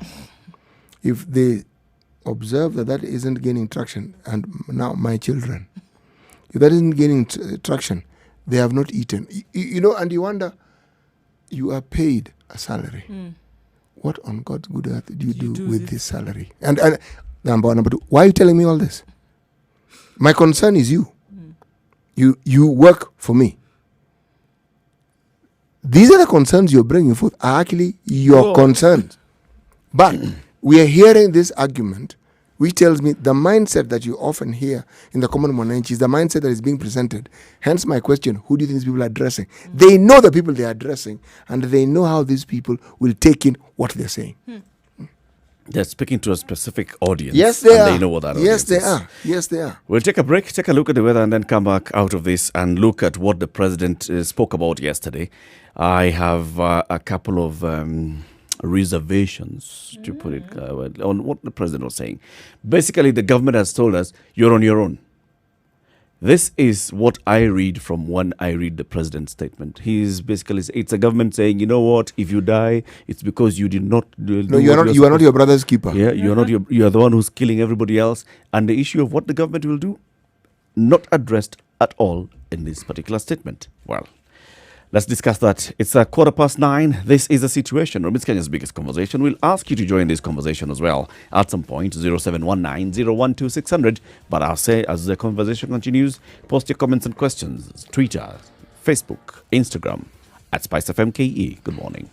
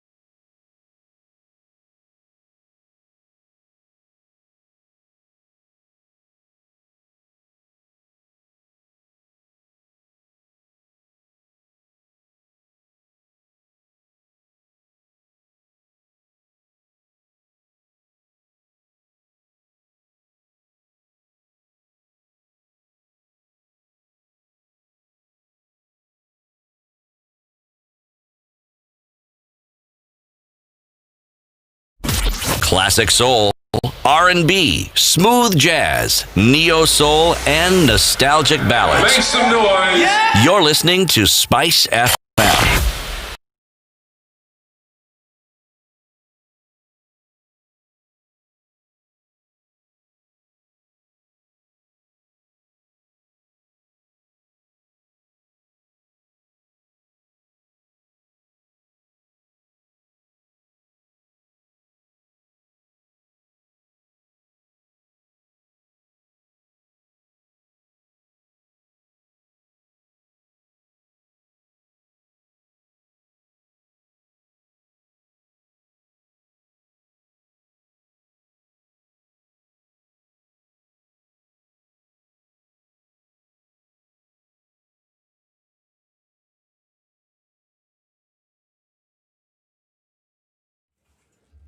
Still overcast in Nairobi, warming up ever so slightly to 17 degrees. We'll see highs of 21 and lows of 13 today.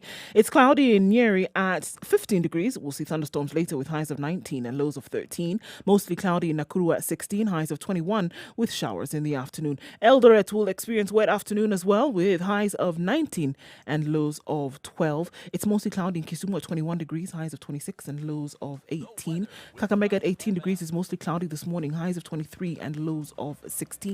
Malindi at 27 degrees is partly cloudy this morning. We'll have overcast conditions later with highs of 28 and lows of 24. 26 degrees and partly cloudy in Mombasa. Showers expected later with highs of 28 and lows of 23.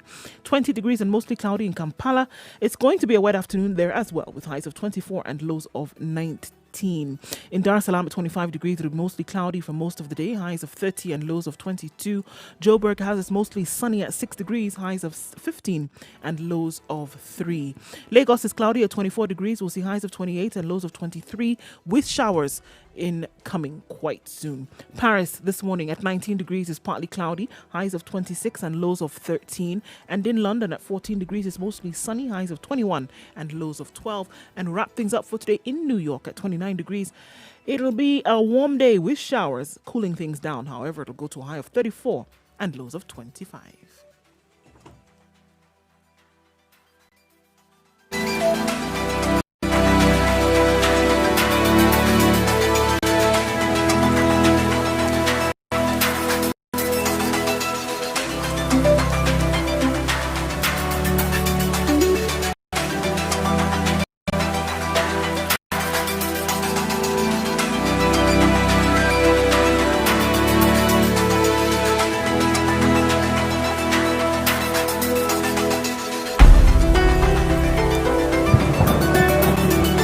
Okay, 20 minutes after 9 o'clock, the conversation continues. President Uhuru Kenyatta, yesterday he held a summit with the governors, received a lot of information and data from the experts, received a lot of lies and some truths from the politicians, and he made a decision. And the decision is what he announced yesterday when he came out at the steps of State House. And this is what he was basically giving us a background of 21 days ago. I announced measures to de-escalate some of the measures that we had taken in the initial stages. And we agreed as a country and as a population that we are going to fight this thing together. Gave us a background of what has happened in other countries which have what he calls more advanced medical facilities and that have been completely overwhelmed.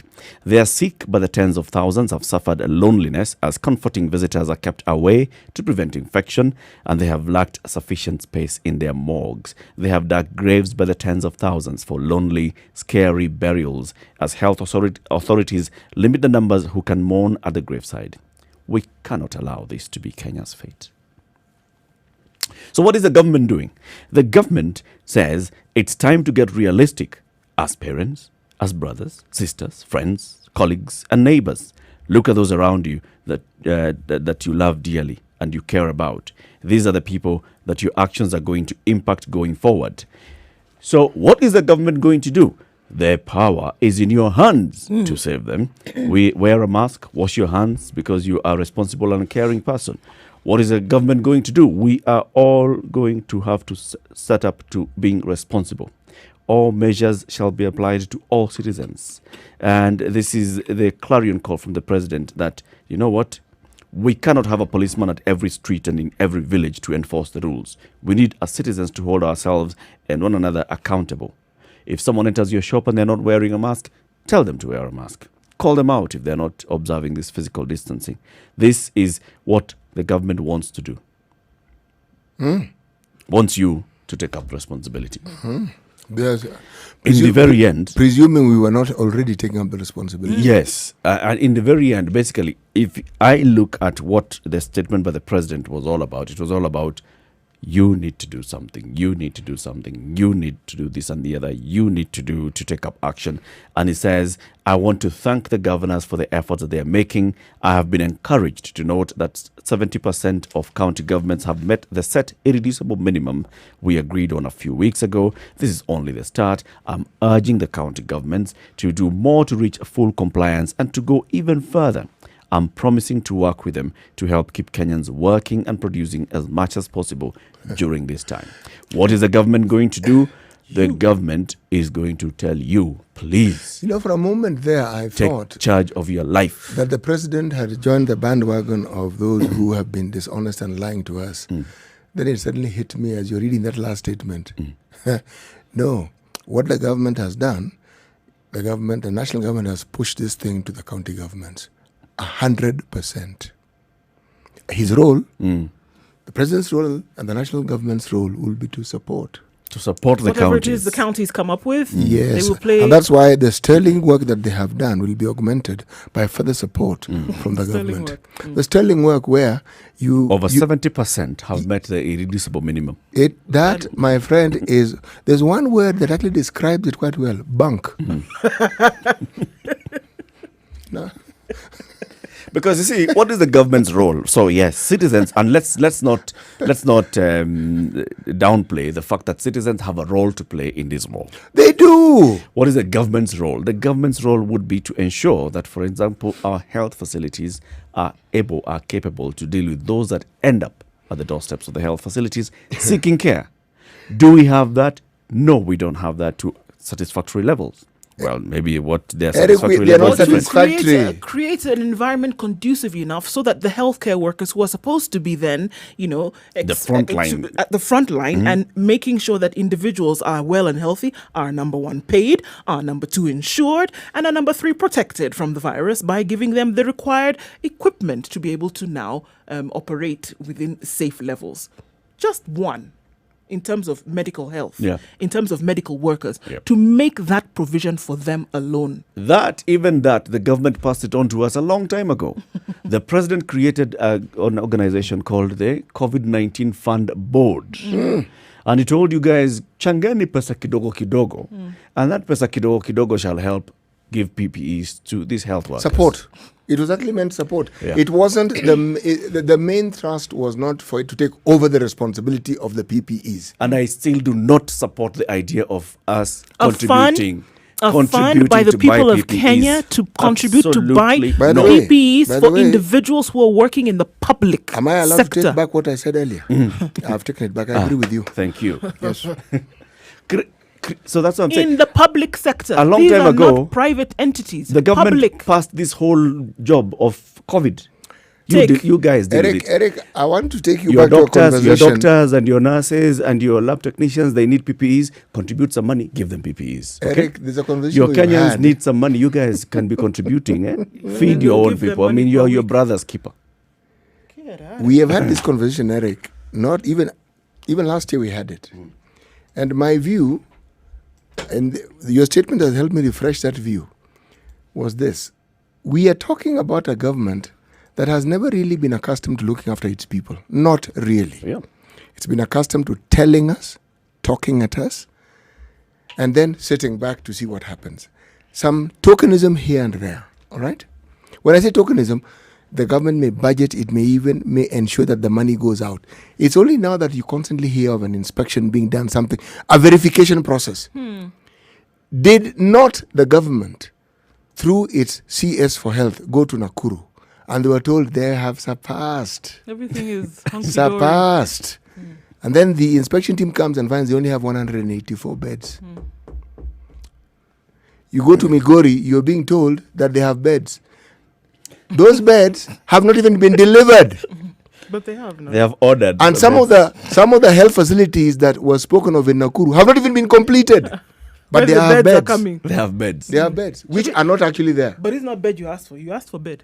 Did you ask for facility? Then you go to a county like Isiolo, you find the minister, the governor says one thing, and then the minister for health comes and says, actually, that's not true. What we actually have is not the 300, we actually have 84. Now, so, yes, so you actually find that you have a situation which, at first glance, you wonder what's happening here. But when we devolved, we also devolved those problems from the national government to the county. They also are accustomed, just listen to this din and this noise that they're making right now. Money. No accountability. no development record that somebody comes up and says, excuse me, Let's see let what me you show think." you what I Yeah. have done with the money and why this money is important to me. Nada. No one. They don't even touch, don't even mention. When they have been required to mention it of recent with regards to the beds, they have lied. Can you imagine? Yes. It's not a shame. They have lied. Openly. Yeah. Yes. Openly. The president comes and says, I am glad to know that 70% of the counties have met The president has been lied to. irreducible minimum. Yeah. Irreducible minimum had a number of things, not just the beds. No. There were many other things. Remember that statement? Yeah. If you can pull out that statement from the last time, 21 days ago. No, not 21. 21 plus the 30 days prior. When he said the irreducible minimums that we're going to do to meet before we even reopen. There was beds. There were other things. The testing capacity. All those things. The president stands up and says, I am glad to know that we have reached 70%. 70% of what, one? When we are in the different country. and here is the government. And all this statement, like I said, the statement is basically from the president yesterday was, Kenyans, you guys, fight COVID. Yes, we have essentially, and also not being stated very clearly, but is heavily implied, is we have done what we can. So, actually, we're back to factory settings. Eh? Yeah, so now if you want to look at remember what those irreducible minimums were. Yep. Infections must be contained and the number of infections and deaths must be heading downwards. The healthcare system, okay, so have you done that one? The healthcare system must be prepared sufficiently to take on a surge of infections. These are the beds that we're These talking are the about. beds, these are the medical workers. The linen, Yes, what, the everything, PPEs. even the structure itself, Yes. yeah, we even say. And then the final was, and basics, oxygen. that's it. A medical worker died in Wajir because they had no oxygen. And the third one was the capacity for surveillance and contact tracing fully in place countrywide. Okay. We have been hearing from the Ministry of Health every time that they're giving us the updates. They're complaining about their contact tracing. People are switching off their phones. We giving wrong have numbers. a backlog of thousands, tens of thousands of people who we haven't traced yet. And their So we were test supposed to samples have are built- positive. Yes. The test samples are Oh, positive. okay. They've not been traced. Talking about test samples, there's also a backlog there. Yeah. Testing capacity across the country. There's a backlog. And there doesn't seem to be an arrangement that where we have far-flung counties where Kenyans inhabit and are being tested, we don't seem to have a system to ensure that these specimens that are taken from them are adequately and timely tested so that they know. We don't seem to have that. Yep. Now, that's the government's work, by the way. This one, sorry, we as a Wananchi cannot do that. We have given you our sample. Not only giving you a sample, Put the thing up my We nose. have- Take it down my You throat. deal. Deal. Eric, we've also paid our taxes. Bas. So we've given you the wherewithal and the means to do these things. So I dare say. So like we've I done said, our bit. Yeah, I dare say, if the intention, right, was to reduce the number of cases that would be, or rather to curb transmission, if that was the intention, then we would have seen a different decision yesterday. But it's clear to me that that's not the intention. The intention is not to curb the spread of COVID. It's not. I think the intention now is to live with it as we can in Kenya, and then to do a few things here and there to make sure that, all right, not too many people get sick, not too many people die. Actually, but we- to remove it, curb the We spread, are ticking flatten boxes. the curve, that's not the When we are intent. ranked by WHO and Yeah. others, we shall have. it's I not mean, the the intent. president held 3 extraordinary summits with the governors, so the government was united. The president came out and addressed the country.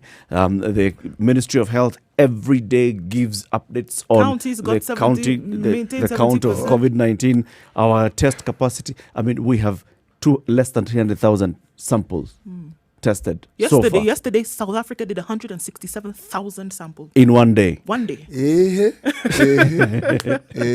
Kenya has done 200 and hot. 200 and no, just Well, we're let me at find that 50. number. We surpassed 50. We're at some silly number here. Like, let me just look for 200 it. and... I have it here. we haven't reached 300 yet. Huh? 279,612. Thank you very much. 279,000. A country that has 10 million people more than us has done 3 million. They did 171. Now, can you doubt their commitment? Okay. Actually, In 7 minutes to 10 o'clock, we want to take a look at traffic and see what is your responsibility on the road.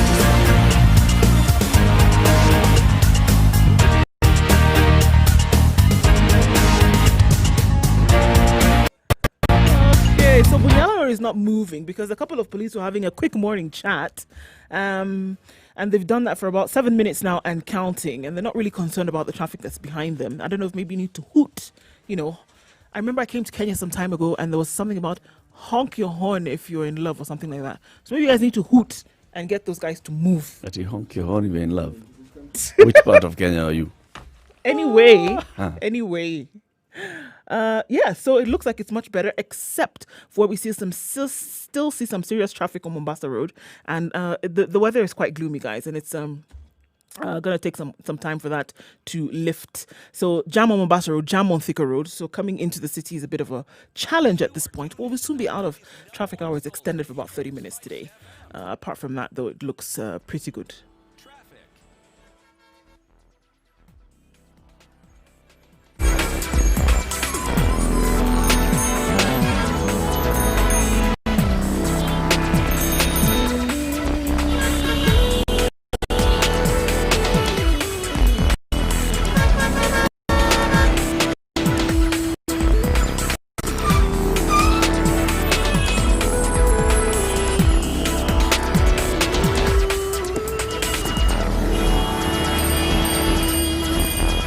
So the president addressed the country yesterday. He gave us some stories of giants about preparedness to fight COVID-19. Stories of giants. Oh, right, yeah. So this is Jack and the Beanstalk. Or David and Goliath. Yes, stories of giants. Hekaya. Was it Caleb and who was the other guy? And the spies, Caleb and No, Joshua. the Danzo giants. Yeah, they did. Those also giants, Caleb and Joshua. Yes. Those are the stories that the president was giving us. There's something I wanted to say here. You know, this thing is actually not all doom and gloom for the citizenry. Something has happened here that is actually very unique, and it keeps happening. And if we simply understand it in the light that I am understanding it now. See, 2022 isn't even a bad word if you ask me. All these wrangles. The citizenry of Kenya are getting a front row seat as to understanding who their leaders actually are, and if you're thinking of the future, what to vote for or what to look for and what not to look for. They are showing you now who they are. And what they think of you. Believe them. Yes. Don't think it's a nightmare. No. Don't think it's a bad dream. Truth. This is the truth. This is how your leaders think of you. This is how they regard the state of development in this country. This is how they see things. It's like somebody saying, look at me, I'm wearing glasses. This is it. This is it. This is actually how it is. Use that then for your barometer on how you're going to make decisions in the future. Because if someone can tell you amidst all these things, we are simply telling you, please find a way of sorting yourself out. Now, surely, should we not, in all kindness, reciprocate when it comes to voting and tell you, vote for yourself? That's what I keep telling you guys, all right? John Pombe Magufuli across the border here, people keep laughing at him. John Pombe Magufuli, I'm going to bring the people on board in this thing. And the direction we're going to take is, let's just live like there's no COVID, all right? Let's work together on this. Let's just get our work done. As far as I'm concerned, that man was honest. We are not going to dedicate our money and I come lying to you that we have hospitals, I don't know where, across the country, we can cater for our millions of... No. We are not going to put money into this COVID thing. Forget it. Our government tells us that it's putting in money to fight COVID. Okay? It tells us that it's working to build a capacity across the country on fighting COVID. It tells us that it's going to hire more medical professionals and doctors and other cadres of medical workers. It tells us very many things, that it's even foregoing collection of taxes so that to our benefit. All those things, as it ticks the boxes, comes up with a new protocol called home-based care, which is going to be very well managed. It's going to be, the best in the world. We have only tested 280,000 samples, not people.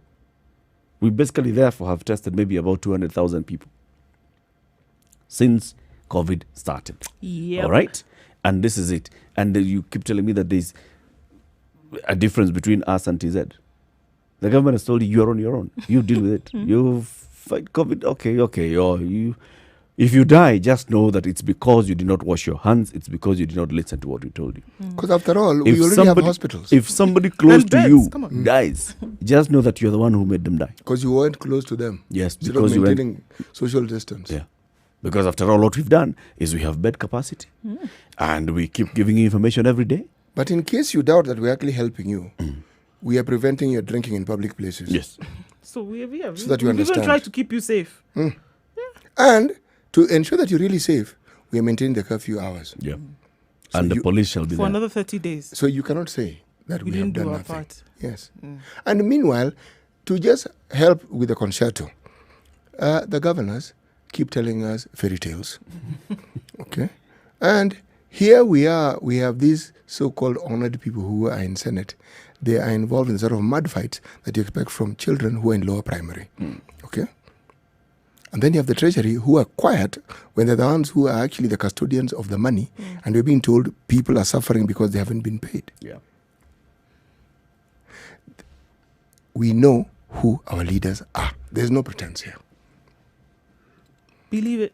This is it. Believe it. And any story Open that someone... and straightforward. Yes. This is what the government is telling us. You are on your own. And but you- at the same time, by the way, you're maintaining my lifestyle. Yes. Because that's what we're doing. Yes. You're on your own, but you must maintain my lifestyle. You took job cuts. You took You lost salary your cuts. job. You lost your job. You lost your livelihoods completely. I, on the other hand, am still here telling you these fairy tales, but I'm earning a full salary On that month on month. that odd time that you are able to buy a matchbox, a matchbox, you shall pay taxes, you shall maintain my lifestyle. And just in case you thought it was safe to get out of the water, there's a little deal of electricity. Okay?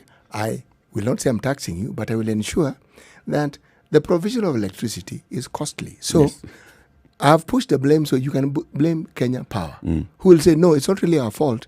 You know, there are these power producing companies like KenGen who charge us this and this and the other. And they'll say, KenGen will tell you, no, it isn't really that. It's the government taxes that... So, is this not a wonderful place for Kenyans to be? Jesus. All these wonderful things that have been done for us and to us, we are being taxed at every turn. I hope. Yes. I have a dream. You do?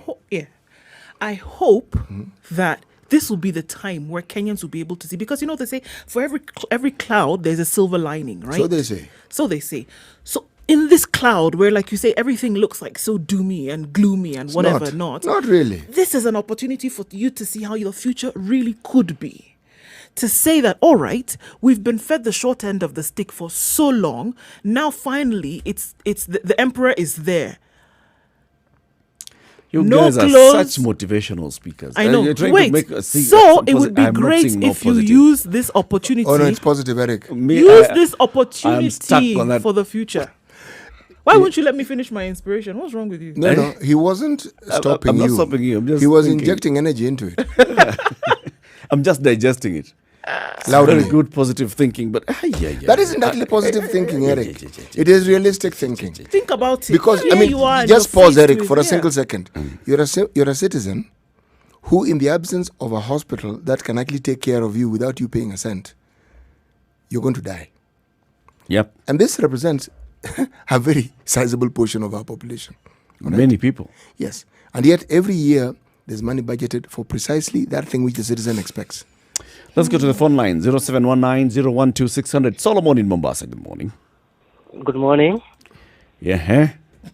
My contributions today is one, we elect people who have no expertise on what they are doing. So, for example, if I go to the national government, Yep. the Minister Ukuru Tanyi will come and tell us we have budgeted for this to go to health, this go to education, everything.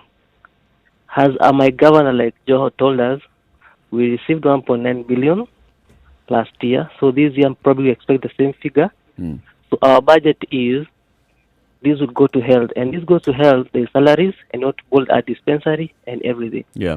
There's nothing we are told regarding that.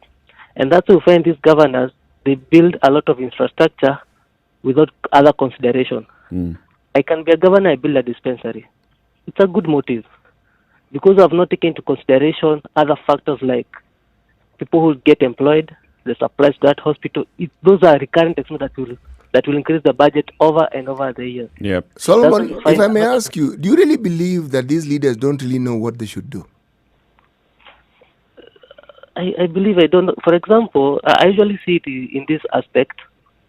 If, for example, if I earn 50,000, and all of a sudden someone hits my account with 50 million. So if I withdraw 50,000, the first figures will still remain as 50 million. So I'll keep on withdrawing because I don't see any much difference. Yeah, there's no difference. I mean, the account is still heavy. Yeah. So by the time the month is over, it's already on the fourth year. So and I've done nothing. True. So I rush out to make some cab roads and some funny infrastructure. For you to see, to hindering the people. Solomon, Yes. thank you. Let's hear from Brian in Nakuru. Brian, good morning. Morning, guys. Good morning. I hope you're doing all fine. I'm fine in Nakuru, Chile. Very good. Okay, city already said if you don't love your kid, you'll ban the whole. If the village doesn't ban the kid, we ban the whole village for us to feel warm. If the village does not take care of the kid, right? That's the meaning you were. That's the truth. We ban Kenya for all of us to be warm because that's the position we are currently in. Yeah, but all is well. Kenya is well. Kenyatta, maybe the idea was with the COVID, they were to lock the boundaries and let us walk at night. COVID does not sleep. But once they opened the boundaries, they opened everything. Let people walk at night. Let every people. Why are they closing the bars? After all, we are on our own. I mean, we are on our own. We are doing the same. We'll ban the whole village and for us to be home. Hey, okay, Brian. Thank you very much. Your contribution this morning, 0719-012-600. What do you make of the president's speech yesterday and the measures that were announced from the State House yesterday? The long and short of it is that you've got to take personal responsibility. The government has done much as it can. You cannot have a police officer at every corner reminding you to do what you ought to do. But you can have a citizen at every corner reminding the government what it ought to have done. But the government is very happy. They've done at least 70% of the counties have done the best that they could, and more can still be done. And the national government will support the county governments to do a lot more to help us fight COVID-19. Do you buy that narrative, or are you like me? I'm just saying. It's 9:45. Good morning.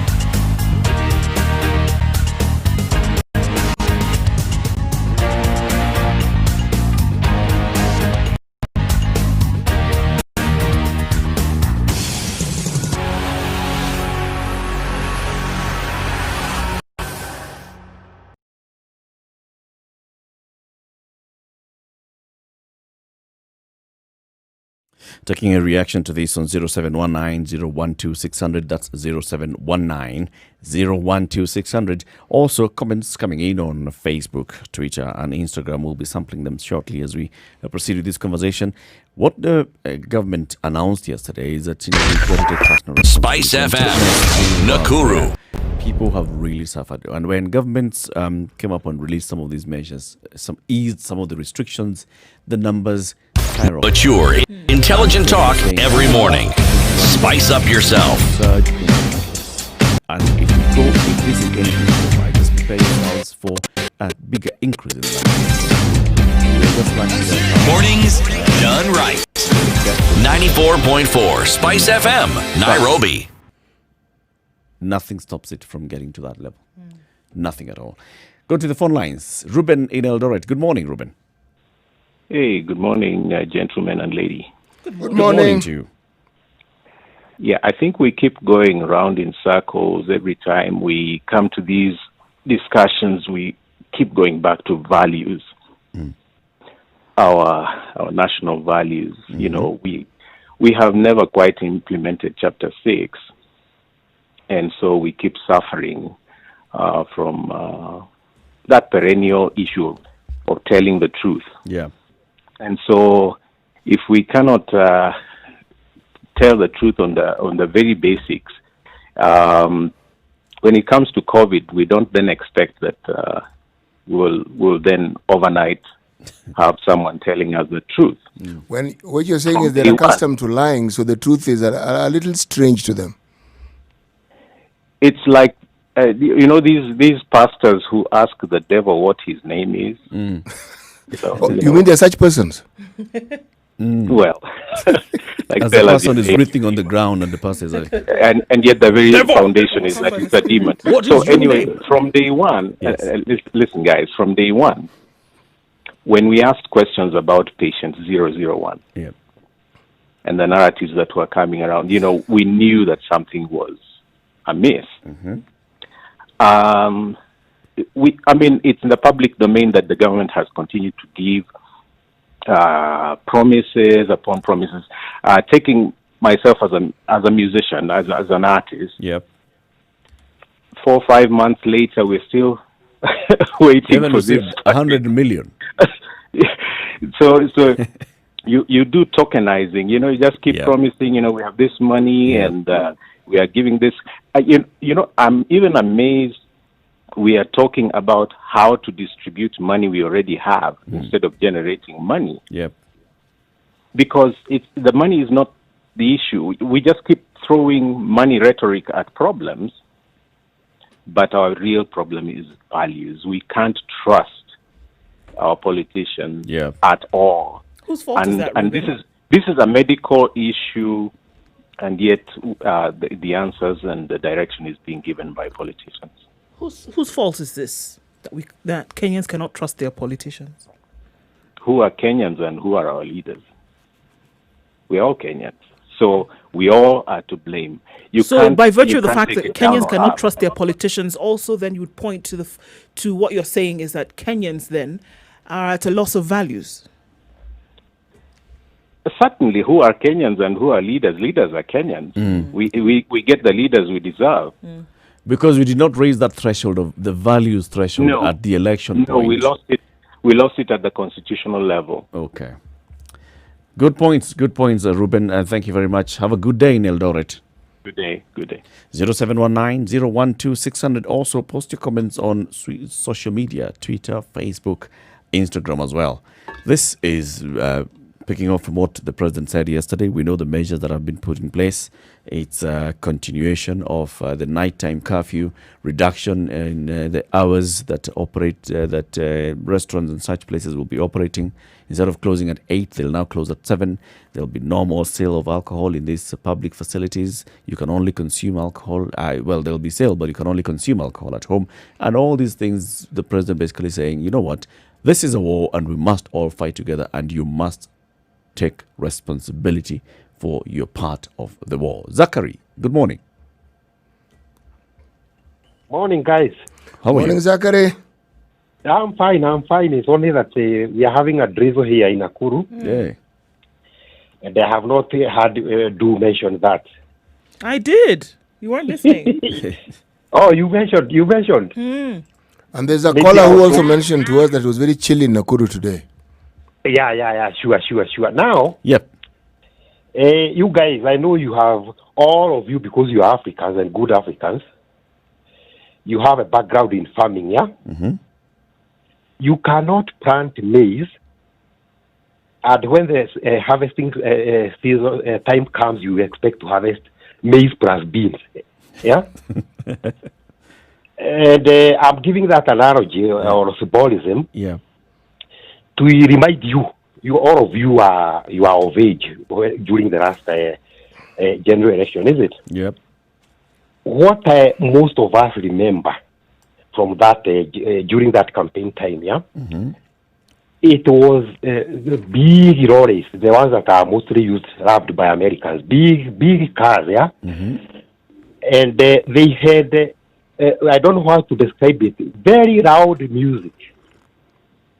And young men and also even some aged people would discuss, so Eric's convoy had very good music and loud music, and they passed through here. They dished some 50 shillings and wrestles here and there, and we danced, you know. Yep. And then they proceeded to the next whatever. So, if that is what we planted, and you are made happy by those guys who are only noisy, making a lot of noise to our ears, and we dance to it. Now we are reaping. We should not expect those guys to be able to see that, like where you are sitting and discussing issues, yeah? Yeah. So I'm afraid, my friends, that somebody, I think an investor, said that it is likely that 10 million Africans may die out of this disease, yeah? Yeah. Day by day, I'm coming to believe in him. You're saying this And is the best thing is this, yeah? I think I agree with Mr. Eric who said, I respect Mr. Magufuli, who has entered into, you call it complacency, yeah? That he said, you see, like now everybody, you go even to the kids, to whoever, everybody is in Kenya or elsewhere, everybody is thinking about COVID and how COVID is actually affecting all of us. And I'm afraid when you die, like Mr. Andrew said there, when you die, we are demonizing you and saying, oh, it is because you didn't do what so-and-so said, you didn't wash your hands, you didn't... You're to blame for your death. Definitely. And this is escapism, yeah? Otherwise, for the rest of the time that is remaining, we are going to hear a lot of that noise, the one that we voted in for, yeah? Yeah. And we are better. And that is why I told you, I'm reminding my aunts in Centro, yeah? Should we not meet again on this other, yeah? Whoever happens to go before the others, should actually go and plant so many cassavas. We say that when you die, you go and start planting cassavas up there. Yeah. Zachary, thank you very much. Have a good one. Let's hear from Alan in Nairobi. Alan, good morning. I think what we need to do Yep. is to strike a balance between optimal balance between on the one side controlling this pandemic and on the other disrupting livelihoods. We lost you, Alan. Okay, I think he's going to call back. Alan is going to call back on this particular one. 0719-012-600 has come to the end of the show for the day.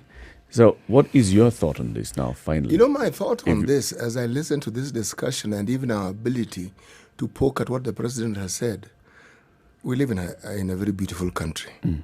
Because there's some countries where this discourse is not just unheard of, it is not possible. Or it is possible. Our neighbors in Tanzania. It might be the last thing you say, well, but not all right. last thing you say, but last thing you say on radio for a very long time. Yeah. So that we are able to at least have this discussion, that is a plus for the government. This space is something they've enabled us to have. But that same ability that they have, can they extend it just a little bit more to other things that perhaps would change the lives of people in a more tangible way, in a way that they would appreciate it at the level that they need it? And you? I think, facing realities, if I look at the things that we've said, facing the reality, if it was that we're looking at curbing the spread of COVID, we'd have seen other measures put in place. So now we have to live with it, and we have to be careful in whatever we do. At the same time, facing realities of who your leaders are. They're not lying to you. They're showing you what it really is, and we ought to believe it. Yep. I think what I'd like to say is that we have that responsibility. We've got the responsibility to take all the precautions that we can take at personal level. Yeah. But also we have a responsibility to call out the government and demand more. When you think that if you fall sick, if you contract COVID-19 today and you need to go to a hospital, if you don't have money, you will not get treatment. If you go to a facility, you may not even get bed space. This is something that's unacceptable. And we cannot just say, because the government told us it's our responsibility. They've tried, so therefore. And they've tried, therefore we allow them to pass. Absolutely no. There's absolutely no way that we can be saying there should be costs to fighting a pandemic in this country in this day and age. And the government has shucked that responsibility. Today's proverb, Siti Muga, as we conclude. Today's proverb, as we conclude, the child who is not embraced by the village will burn it down to feel the warmth. Embrace diversity. So yours is not like the Brian version of... The Brian version is his interpretation, but that's the thing about sayings. You more or less imbue what you think or how you think it applies to your situation. Embrace diversity. And if you don't? Well, if you don't embrace diversity, then the outcome is this. The diversity is in that child who requires embracing.